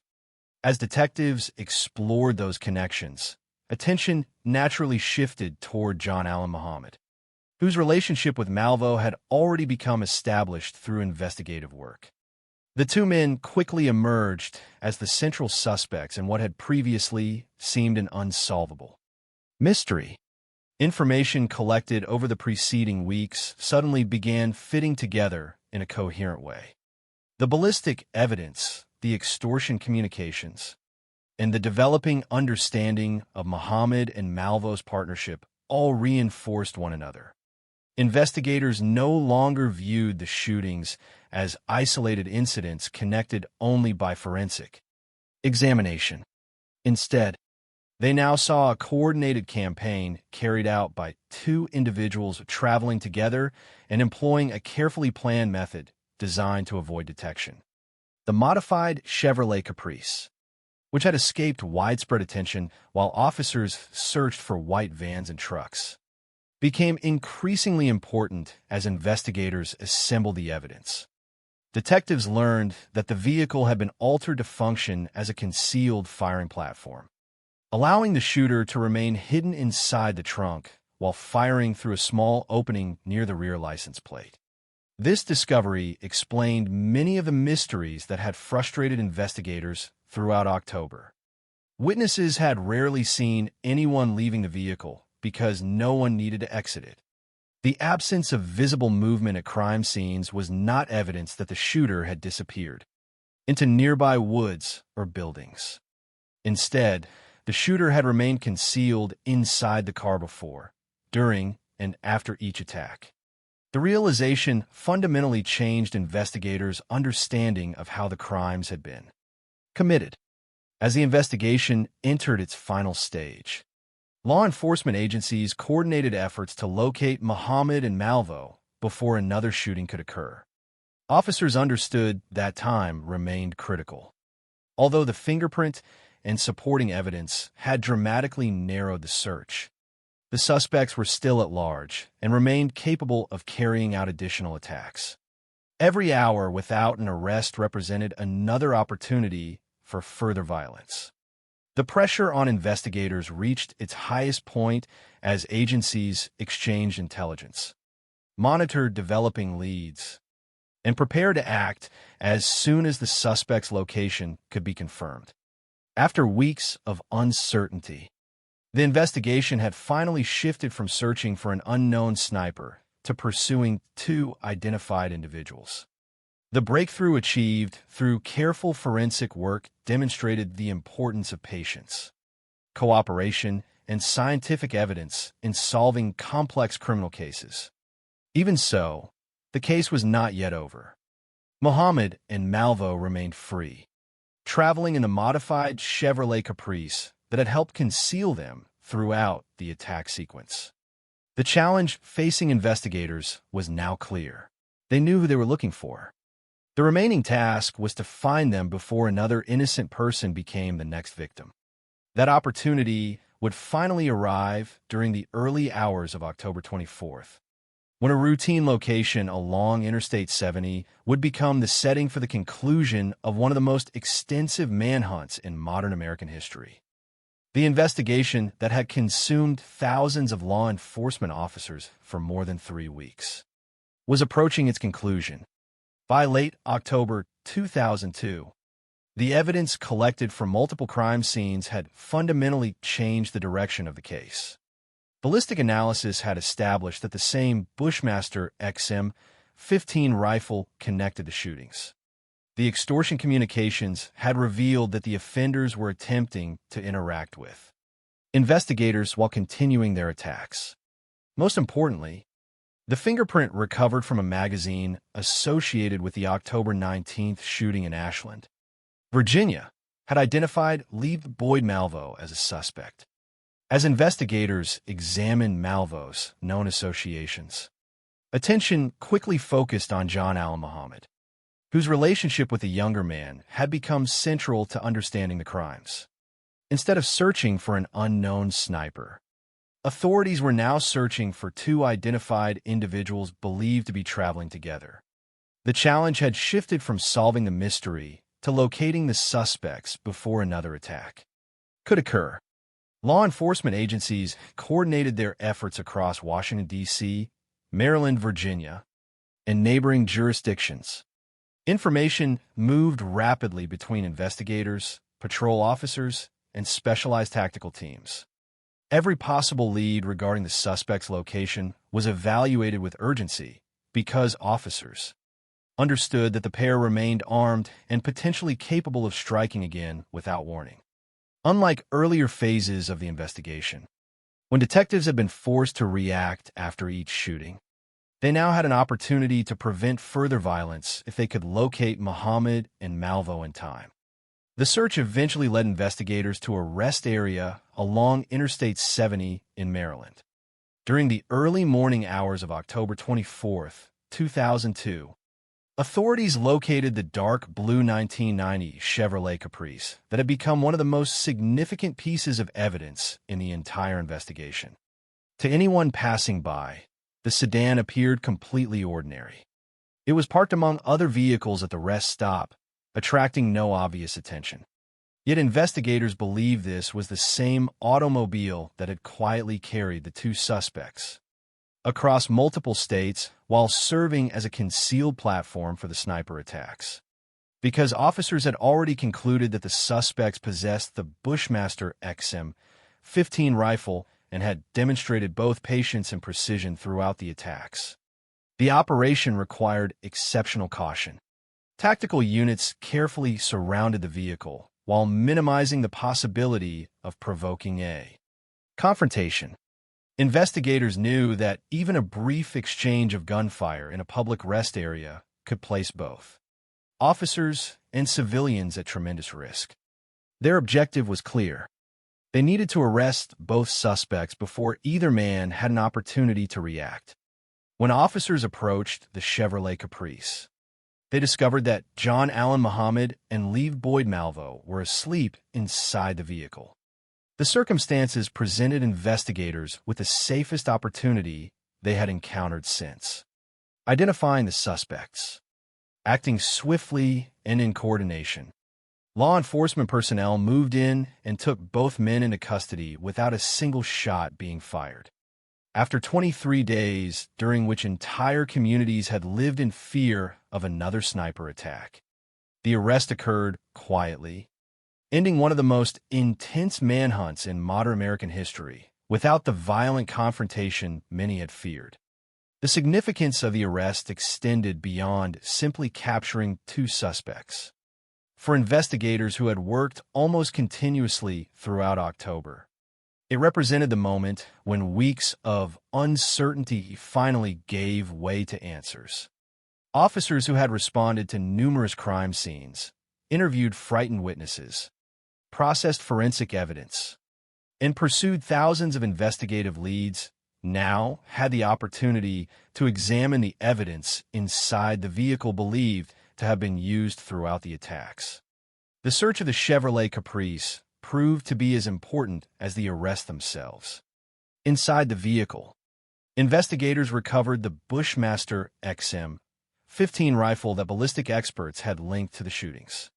The rifle became one of the strongest pieces of physical evidence connecting Muhammad and Malvo to the crime spree. Through ballistic examination, investigators confirmed that it matched the weapon responsible for the series of sniper attacks. This scientific confirmation reinforced the conclusions already supported by fingerprint evidence and other investigative findings. The search also revealed an optical scope associated with the rifle. The presence of the scope was consistent with the precision demonstrated during the attacks, where victims had typically been struck by a single carefully aimed shot. Investigators recovered maps from the vehicle as well, adding to their understanding of how the suspects had traveled throughout the region during the crime spree. Communication equipment, including a radio, was also found inside the Chevrolet Caprice, along with recording equipment used in connection with extortion messages that had complicated the investigation.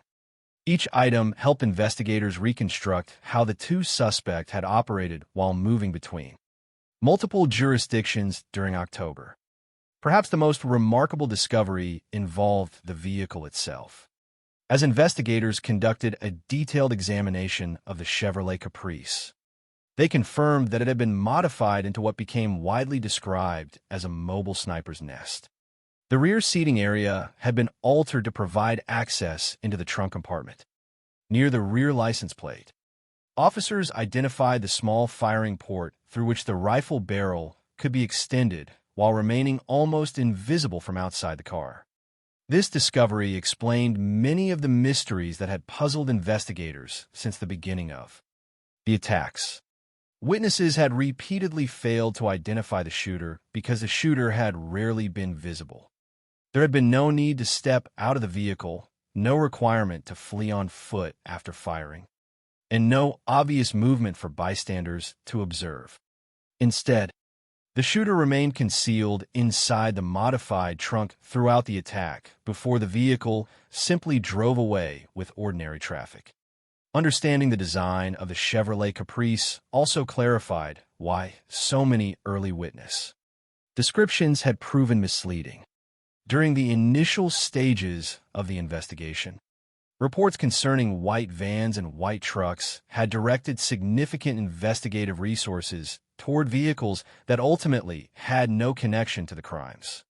Meanwhile, the dark blue Chevrolet Caprice blended naturally into everyday traffic, attracting relatively little attention despite serving as the central tool used throughout the attack sequence. The hidden firing position inside the trunk challenged conventional assumptions about how a sniper attack should appear, demonstrating how carefully Muhammad had planned the practical execution of the crimes. Following the arrests, investigators were finally able to reconstruct the broader sequence of events with far greater confidence. Evidence collected from the vehicle, combined with the forensic findings accumulated over several weeks, provided a coherent explanation for many aspects of the investigation that had previously seemed disconnected. The rifle connected the shootings through ballistic analysis. The modified vehicle explained the absence of visible shooters at crime scenes. The fingerprint linked Malvo directly to critical evidence recovered during the investigation. The communications demanding $10 million demonstrated another dimension of the offender's activities during the crime spree. Together, these elements transformed an investigation once dominated by uncertainty into a case supported by extensive physical evidence. News of the arrests spread rapidly across the country. For millions of residents who had altered their daily routines because of the sniper attacks, the announcement brought an overwhelming sense of relief. Schools that had canceled outdoor activities could begin considering a return to normal operations. Drivers no longer approached gas stations with the same constant anxiety. Families who had postponed ordinary routines because of fear could finally believe that the immediate danger had ended. The emotional impact of the arrests reflected not only relief that the suspects had been captured, but also recognition of how profoundly 23 days of violence had affected an entire region. Although the investigation had successfully identified and arrested the two suspects, an equally important phase remained ahead. Prosecutors now faced the responsibility of presenting the evidence before the courts, demonstrating beyond reasonable doubt how Muhammad and Malvo had carried out the attacks and establishing their respective roles in the crimes. The judicial process would examine not only the physical evidence recovered from the Chevrolet Caprice, but also the broader relationship between the two defendants. The prosecution's theory regarding Muhammad's ultimate objective, and the legal consequences appropriate for each man. While the arrests marked the end of the manhunt, they also marked the beginning of another critical chapter. The courtroom would become the place where investigators' weeks of meticulous work, forensic analysis, and evidence gathering would ultimately be tested, and where the victims' families would finally witness the legal process seeking accountability for one of the most terrifying crime sprees in modern American history. With John Allen Muhammad and Lee Boyd Malvo in custody, the focus of the Beltway sniper case shifted from one of the largest manhunts in modern American history to a lengthy judicial process. For investigators, the arrests represented the successful conclusion of an extraordinarily difficult search. But for prosecutors, the work was only beginning. Every piece of evidence collected during the 23 days of violence now had to be organized, examined, and presented in court. The prosecution's responsibility extended beyond proving that the two men had been arrested inside the Chevrolet Caprice. It required demonstrating how the physical evidence, forensic findings, recovered weapon, modified vehicle, communications, an investigative timeline connected Muhammad and Malvo to the series of attacks that had terrorized Washington, D.C., Maryland, and Virginia throughout October 2002. The strength of the case rested largely on objective evidence gathered during the investigation. Ballistic experts had determined that the Bushmaster XM-15 rifle recovered from the Chevrolet Caprice matched the weapon used in the sniper attacks. This scientific analysis connected numerous crime scenes that had initially appeared isolated, confirming that the same rifle had been fired repeatedly throughout the sequence of shootings. The modified Chevrolet Caprice itself became another crucial exhibit. Investigators demonstrated how the rear seating area had been altered to provide access to the trunk, and how a small opening near the license plate allowed the rifle barrel to extend outside while the shooter remained concealed inside the vehicle. This design explained why witnesses had consistently failed to identify anyone standing with a weapon at the scenes of the attacks. The vehicle supported the prosecution's reconstruction of how the shootings had been carried out. with such precision while allowing the offenders to leave without attracting immediate attention. Prosecutors also relied upon evidence connected to the extortion communications that had complicated the investigation during the crime spree. According to the investigation, Muhammad had sent letters demanding $10 million while the attacks were still ongoing. These communications became important not only because they documented contact with law enforcement, but also because they formed part of the broader narrative presented during the trial regarding the planning and execution of the crimes. Another significant element involved the fingerprint recovered from a magazine associated with the October 19 shooting in Ashland, Virginia. The identification of Lee Boyd Malvo through that fingerprint had provided investigators with the breakthrough that redirected the investigation toward the two suspects. During the legal proceedings, this evidence remained an essential part of the chain connecting Malvo to the broader case. Beyond the physical evidence, prosecutors presented their interpretation of Muhammad's overall objective. During the early weeks of the investigation, authorities had believed they were confronting a series of random murders without any clear motive. As evidence accumulated, however, prosecutors argued that the apparent randomness had itself been carefully constructed. According to their theory, Muhammad's ultimate goal was to murder his former wife, Mildred Muhammad, while making her death appear indistinguishable from the other sniper attacks.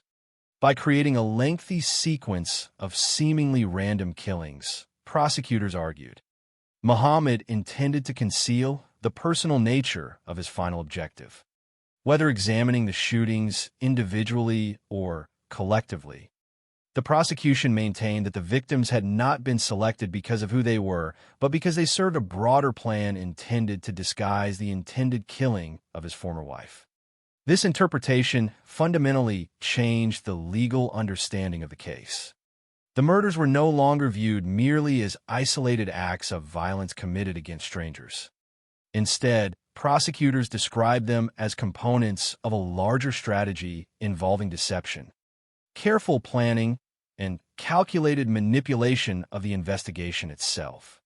The courtroom, therefore, became the place where months of investigative work were translated into a coherent explanation of motive, method, and responsibility.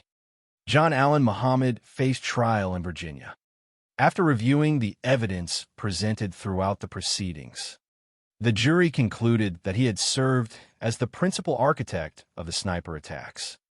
Prosecutors portrayed him as the dominant figure in the partnership with Lee Boyd Malvo, emphasizing his military training, his extensive planning, and the influence he exercised over the younger defendant.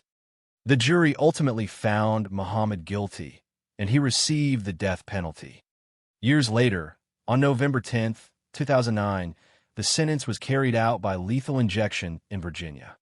The execution marked the legal conclusion of Muhammad's role in one of the most notorious criminal cases of the early 21st century. His conviction reflected the court's determination that the evidence established his responsibility for orchestrating the campaign of violence that had left communities across the Washington metropolitan area living in fear. Lee Boyd Malvo's legal situation differed significantly because of his age at the time of the crimes. Born on February 18, 1985, Malvo was only 17 years old during the sniper attacks. Under United States law, this distinction had profound consequences for sentencing. Although prosecutors presented evidence connecting him directly to the crimes and argued that he had actively participated in the attacks, the legal system recognized that juvenile offenders are treated differently from adults in capital cases. As a result, Malvo was not eligible for the death penalty.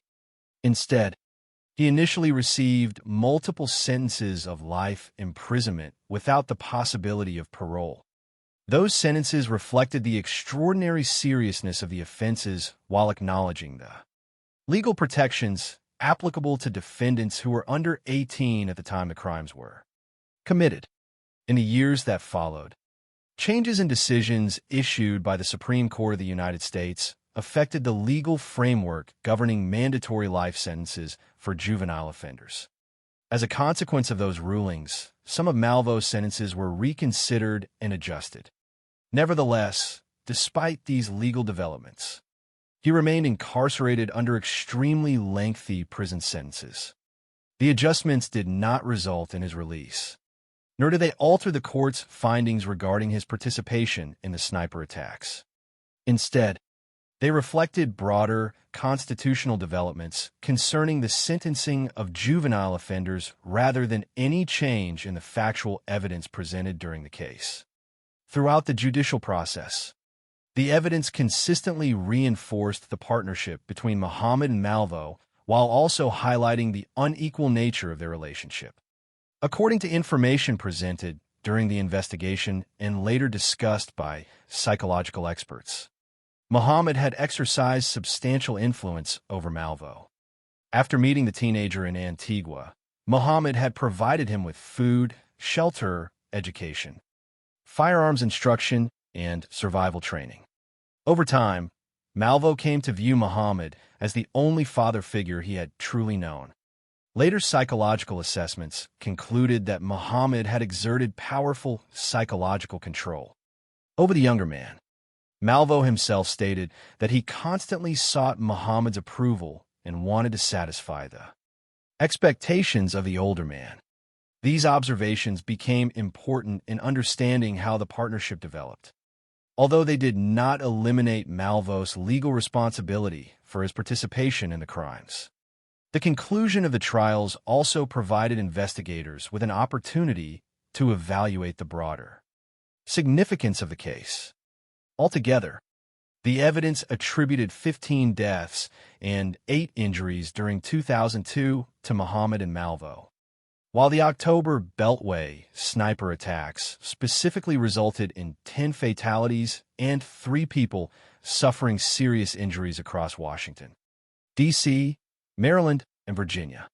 The investigation demonstrated how a carefully planned mobile attack using an ordinary passenger vehicle could create enormous challenges for law enforcement despite extensive resources and cooperation among multiple agencies. It also highlighted the importance of forensic science, particularly ballistic analysis and fingerprint identification, in resolving complex investigations where eyewitness testimony alone proved insufficient. For the families of those who had been killed or injured, however, the legal outcomes represented only one part of a much longer journey. Court verdicts established criminal responsibility and imposed punishment, but they could not restore the lives that had been lost or erase the fear experienced throughout October 2002.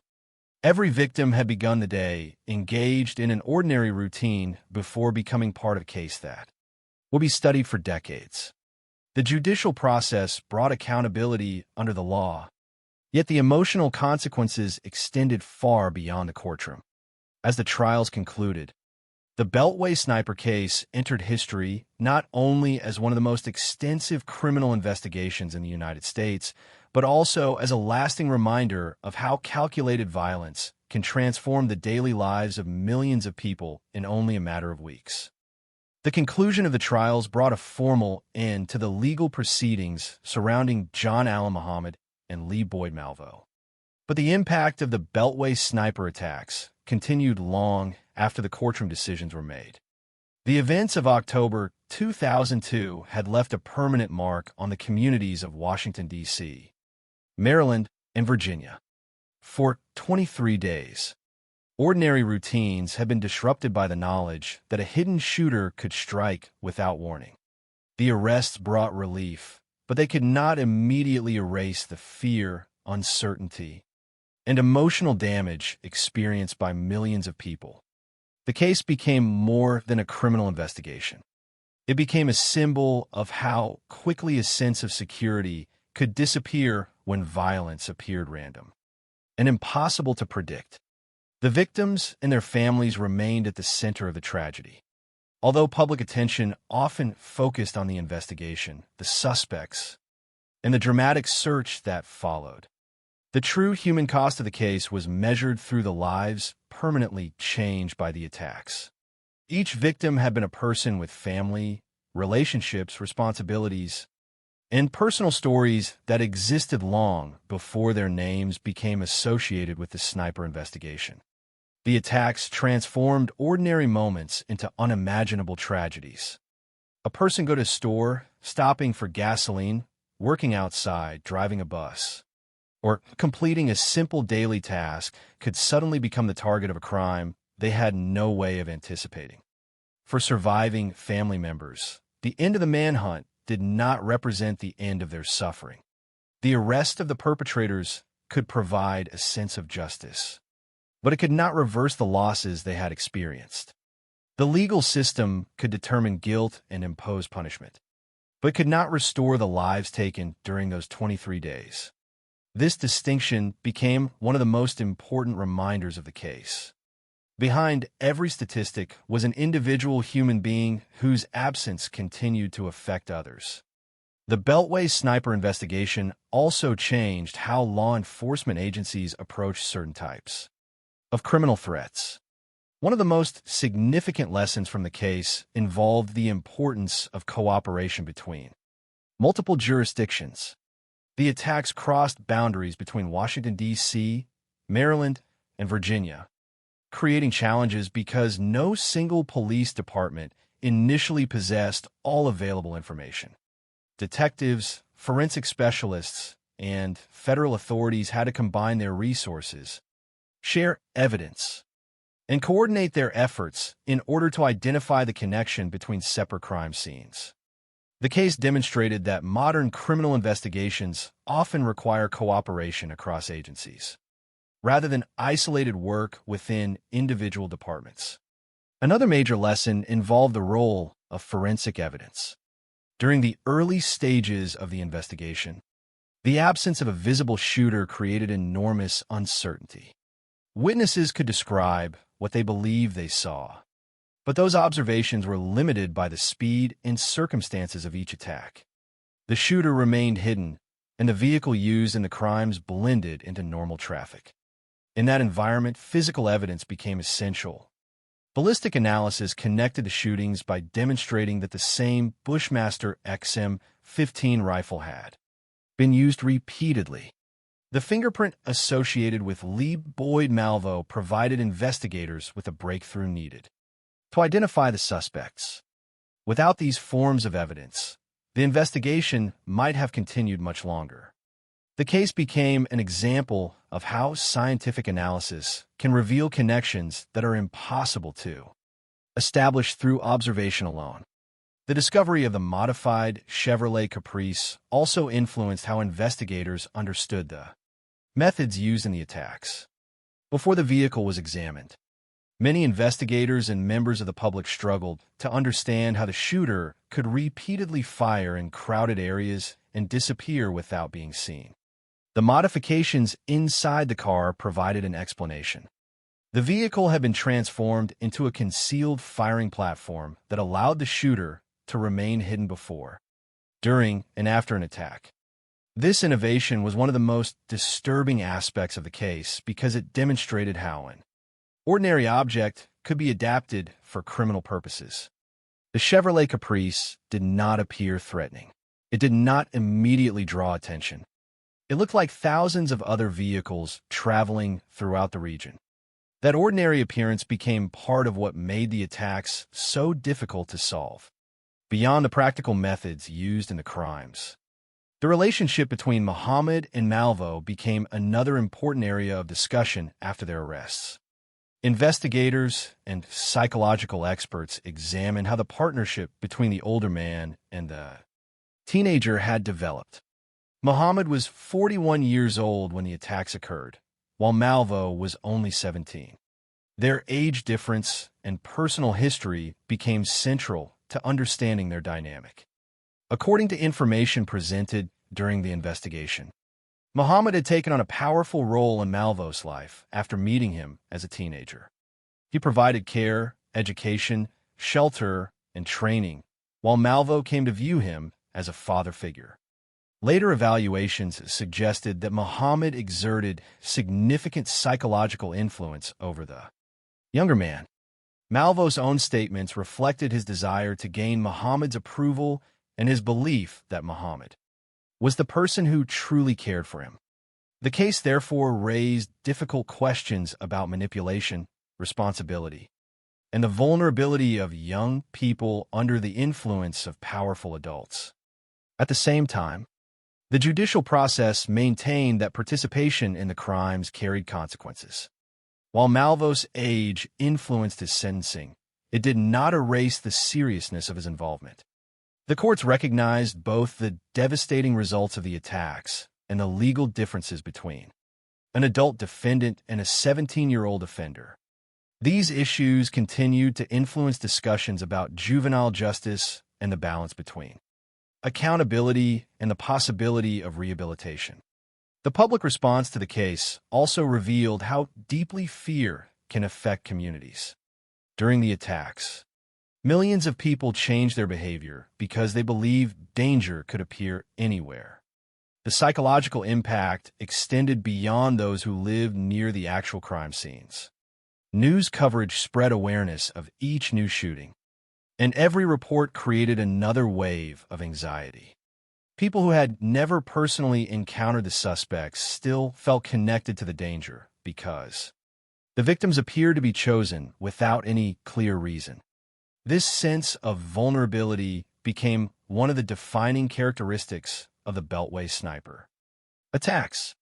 Unlike crimes where victims and offenders share a known connection, these shootings created fear because the absence of a connection seemed to make everyone equally exposed.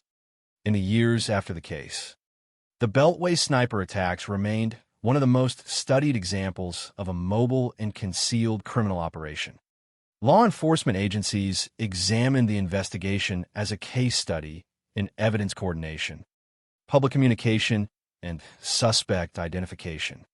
The attacks demonstrated both the difficulties created by a highly mobile offender and the effectiveness of combining traditional police work with modern forensic methods.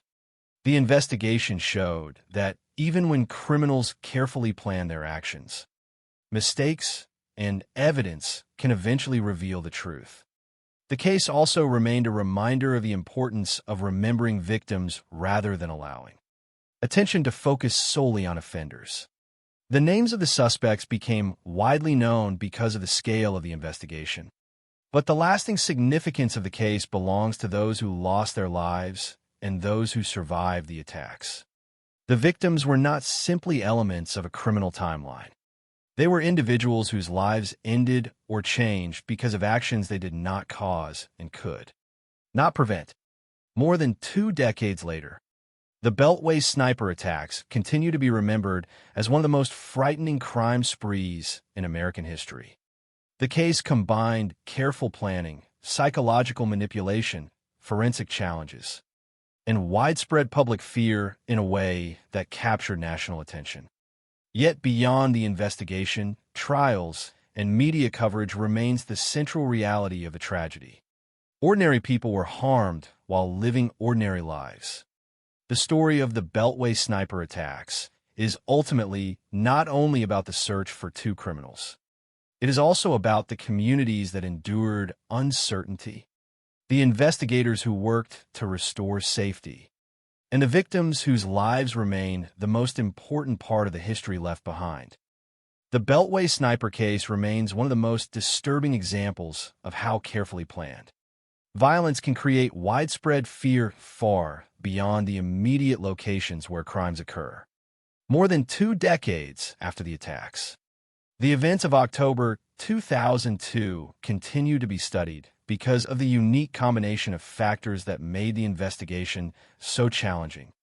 2 offenders operating across multiple jurisdictions, a concealed method of attack, an ordinary-looking vehicle transformed into a mobile firing platform, and a partnership between an experienced adult and a vulnerable teenager. Yet beyond the details of the investigation, the weapons, and the courtroom proceedings, the lasting significance of the case is found in the human consequences. The attacks changed the lives of victims, families, communities, and investigators who were forced to confront a threat that seemed impossible to predict. The first shooting on October 2, 2002, began a chain of events that would eventually become one of the largest criminal investigations in modern American history. At the beginning, there was no clear indication that James Martin's death would become part of a larger pattern. It was a single tragedy involving a man who had been living an ordinary life until one unexpected moment ended it. Within days, however, additional shootings revealed a frightening connection.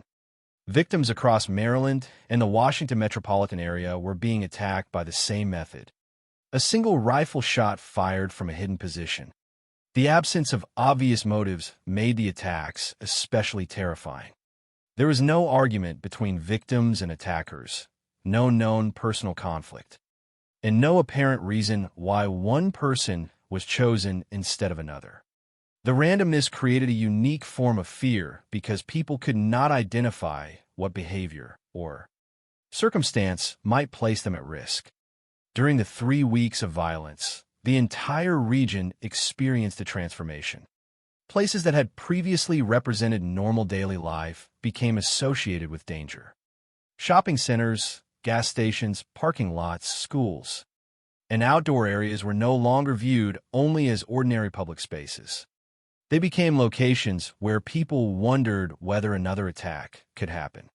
The psychological impact extended across communities because the threat did not appear limited to a specific group. The victims represented different backgrounds, ages, and occupations. They were people performing everyday activities, and that reality made the attacks feel especially unpredictable. For parents, the uncertainty was particularly painful. Schools modified routines and canceled outdoor activities as communities searched for ways to protect children. Students who normally entered school without hesitation were now aware of the possibility of danger outside the building. These changes reflected the broader emotional impact of the case. A criminal investigation had altered normal behavior across an entire region. People were not simply following news about crimes happening somewhere else. They were changing how they lived because they believed they themselves could become victims. The investigation that followed demonstrated both the difficulties and strengths of modern law enforcement. At first, detectives faced a situation filled with uncertainty. They knew that a person or persons were responsible for the shootings, but they lacked the information necessary to identify them. Witness descriptions produced leads, but also confusion. Reports of white vans and white trucks directed attention toward vehicles that ultimately were not connected to the attacks. Meanwhile, John Allen Muhammad and Lee Boyd Malvo traveled in a dark blue Chevrolet Caprice that appeared ordinary and avoided the level of attention focused on other vehicles. This period of uncertainty revealed how challenging investigations become when offenders intentionally design their actions to create confusion. The eventual breakthrough came through the careful examination of evidence rather than a single dramatic discovery. The fingerprint connected to Lee Boyd Malvo, recovered from evidence associated with the October 19th shooting in Ashland, Virginia, changed the direction of the investigation. It provided investigators with a specific individual to examine and ultimately led them toward Muhammad as well. This moment demonstrated the importance of patience and scientific evidence in complex cases. The investigation did not succeed because of one simple clue. It succeeded because many separate pieces of information gradually formed a complete picture. The rifle, the fingerprint, the communications, the vehicle, and the relationship between the two suspects all contributed to understanding what had occurred. The arrest of Muhammad and Malvo on October 24, 2002, ended the immediate threat that had dominated public attention for weeks. The fact that the suspects were captured without a gunfight provided a moment of relief after a period defined by fear. Inside the Chevrolet Caprice, Investigators found the evidence that explained much of the mystery surrounding the attacks. The Bushmaster XM-15 rifle confirmed the connection to the shootings. The maps and communication equipment helped explain how the suspects had operated. The modifications inside the vehicle revealed how the shooter had remained hidden and why witnesses had struggled to identify the attacker. The car itself became one of the most important pieces of evidence in the entire case because it transformed the investigators' understanding of the crimes. The courtroom proceedings that followed focused on responsibility, motive, and punishment. John Allen Muhammad was identified by prosecutors as the mastermind behind the attacks. The evidence presented against him supported the argument that he had planned the operation and controlled the direction of the crimes. The jury ultimately found him guilty and sentenced him to death. His execution by lethal injection on November 10, 2009, marked the final legal consequence for the adult defendant who had been held responsible for organizing the sniper campaign. Lee Boyd Malvo's case involved additional considerations because of his age. At 17 years old during the attacks, Malvo was legally considered a juvenile at the time of the crimes. His sentencing reflected the difference between his case and Muhammad's. Although he was convicted and received extremely serious punishment, he was not eligible for the death penalty. Later changes in legal decisions regarding juvenile sentencing led to adjustments in some of his sentences, but he remained imprisoned for a very long period. The contrast between Muhammad and Malvo's cases became part of a larger discussion about influence, manipulation, and responsibility. The relationship between the two men revealed the dangers that can exist when a powerful adult gains control over a vulnerable young person. According to information from the investigation, Muhammad provided Malvo with care and guidance at a time when Malvo lacked stability. Over time, Muhammad became a central figure in Malvo's life and influenced his thinking and actions. Psychological experts later examined the extent of this influence, emphasizing the complexity of understanding how such a relationship developed. However, the suffering caused by the attacks remained undeniable, and the legal system ultimately held both individuals accountable for their roles. The broader legacy of the Beltway sniper case extends into law enforcement training, criminal investigations, and public safety discussions. The case demonstrated the importance of cooperation between agencies, especially when crimes cross geographic boundaries. It showed how forensic evidence can overcome the limitations of eyewitness accounts and how investigators must remain flexible when early assumptions prove incorrect. It also illustrated the challenges created by offenders who use mobility and concealment to avoid detection. Perhaps the most enduring lesson from the case is the importance of remembering the victims. The names of the offenders became widely recognized because of the scale of the investigation.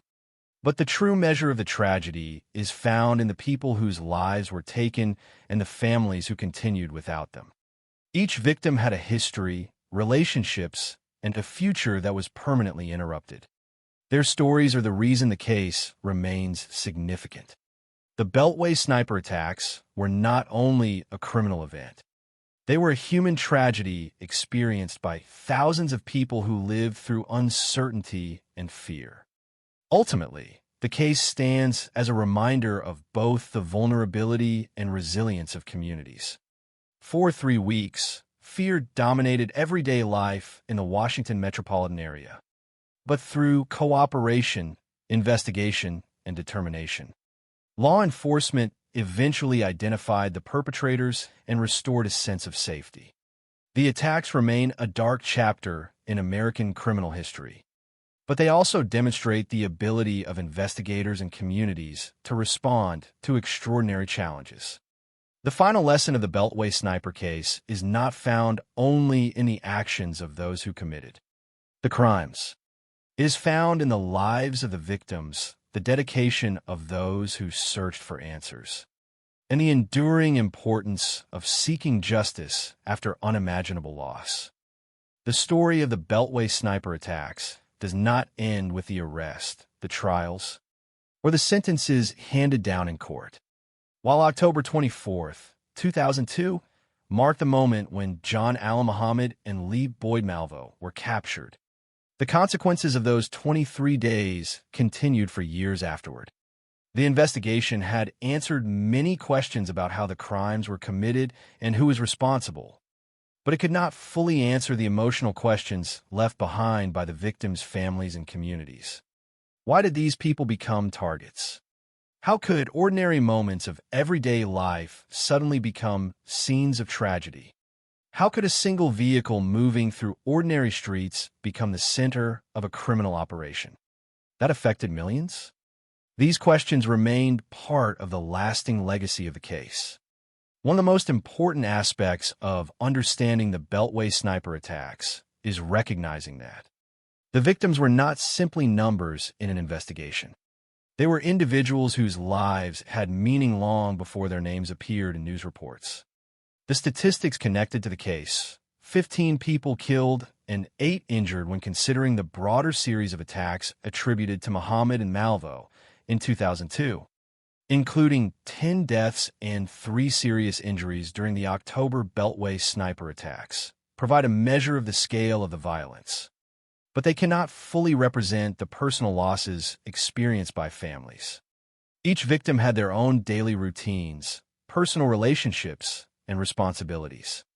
Their lives were interrupted without warning by a crime that appeared completely random.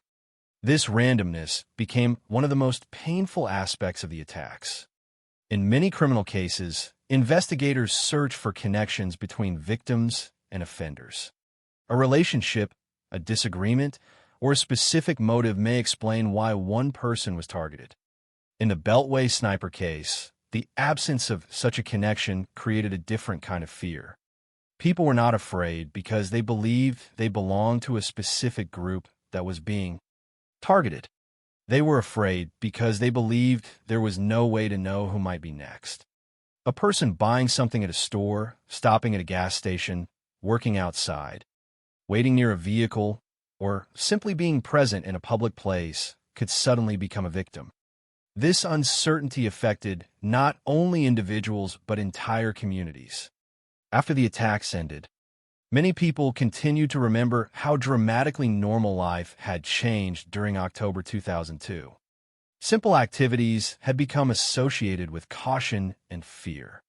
Parking lots, once considered routine parts of daily life, became places where people moved quickly and looked around carefully. Outdoor activities that once represented relaxation became reminders of vulnerability. The fear created by the sniper attacks was not limited to the locations where shootings occurred. It spread because the victims had seemed so ordinary. The public saw themselves reflected in those who were attacked. The investigation also left behind important lessons regarding the relationship between public information and law enforcement strategy. During the early stages of the case, authorities relied heavily on witness accounts and public assistance. Citizens provided thousands of tips, hoping that something they observed might help identify the offender. This cooperation demonstrated the important role communities can play in major investigations. At the same time, the case revealed the challenges created by incomplete or inaccurate information. The focus on white vans and white trucks showed how difficult it could be to separate useful observations from details that unintentionally send an investigation in the wrong direction. Investigators had to remain open to new information while constantly re-evaluating earlier assumptions. The eventual identification of the suspects demonstrated the importance of combining different types of evidence. No single discovery solved the case immediately. Instead, investigators relied on a collection of facts that gradually created a clear picture. The ballistic connection between shootings showed that the same rifle was responsible for multiple attacks. The fingerprint connected Lee Boyd Malvo to evidence from the investigation. The Chevrolet Caprice revealed the method used to conceal the shooter. The communication from the offenders provided additional insight into their actions. Together, these elements transformed a confusing series of crimes into a case that prosecutors could present in court. The modified vehicle remains one of the most memorable elements of the investigation because it represented the unusual challenge faced by authorities.